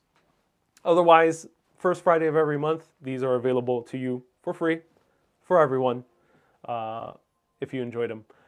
Thank you everyone so much for tuning in. Do you have conventions in your dreams? I have a lot of conversations in dreams. I dream a lot that I'm live streaming because I've been doing so much live streaming. So I live stream in my dreams as well. I have siblings. Yeah, I have a brother. Sadhguru. Yes, I love Sadhguru. I would actually love to feature Sadhguru in a video. I think it would be fun. I would love to also do a video with Eckhart Tolle at some point. You know, in terms of cities, not talk about spirituality because that's not what the show is about. But I would love to show like where like the area that Eckhart Tolle lives, or like the area. I'm not sure what he calls it. Maybe an ashram that Sadhguru is based in. Thank you, Ariel. Everyone, stay safe. Thank you so much for Inspiration Friday meeting. Funny kicking the wall didn't wake me up, says, oh, waitress, oh no. And true story, I dreamt now my ex-husband was cheating on me. In my dream, he kicked me out and I beat him up. Oh no. I have premonitions, dreams. What's the first thing you will be remembered for, says Miret. I really don't care too much about having a legacy. The only thing I would love to be remembered for is that I was a kind and loving human being. Loving, even more than kind. Kind is very subjective. I just want to be remembered for being loving. And it might sound weird, it might sound self-righteous. I don't mean it in that way. I just want to be remembered as someone who loved. That's it. Loved other people, loved the world, loved my art, loved a significant other or children or whatnot. Loved. I just want to be remembered as someone who loved. Wow, we had a... Am I addicted to... uh-oh. Okay. So thank you everyone so much for watching. I appreciate it. This was a very, very long chat. I'm glad you enjoyed it. You will be getting, for supporters, patrons, and members, you'll be getting extra chat next Friday, same time, 4 p.m., Urbanist Insiders Club. Facebook supporters get a bonus live tour on the second Saturday. And stay tuned for extra other bonuses for any supporters, patrons, or members. If you want to become a supporter, patron, or member, you can do so. Here's the link. Keep being awesome. and everyone keep on exploring. Yep, that's the tagline. Remember that. That is the official Urbanist tagline. Keep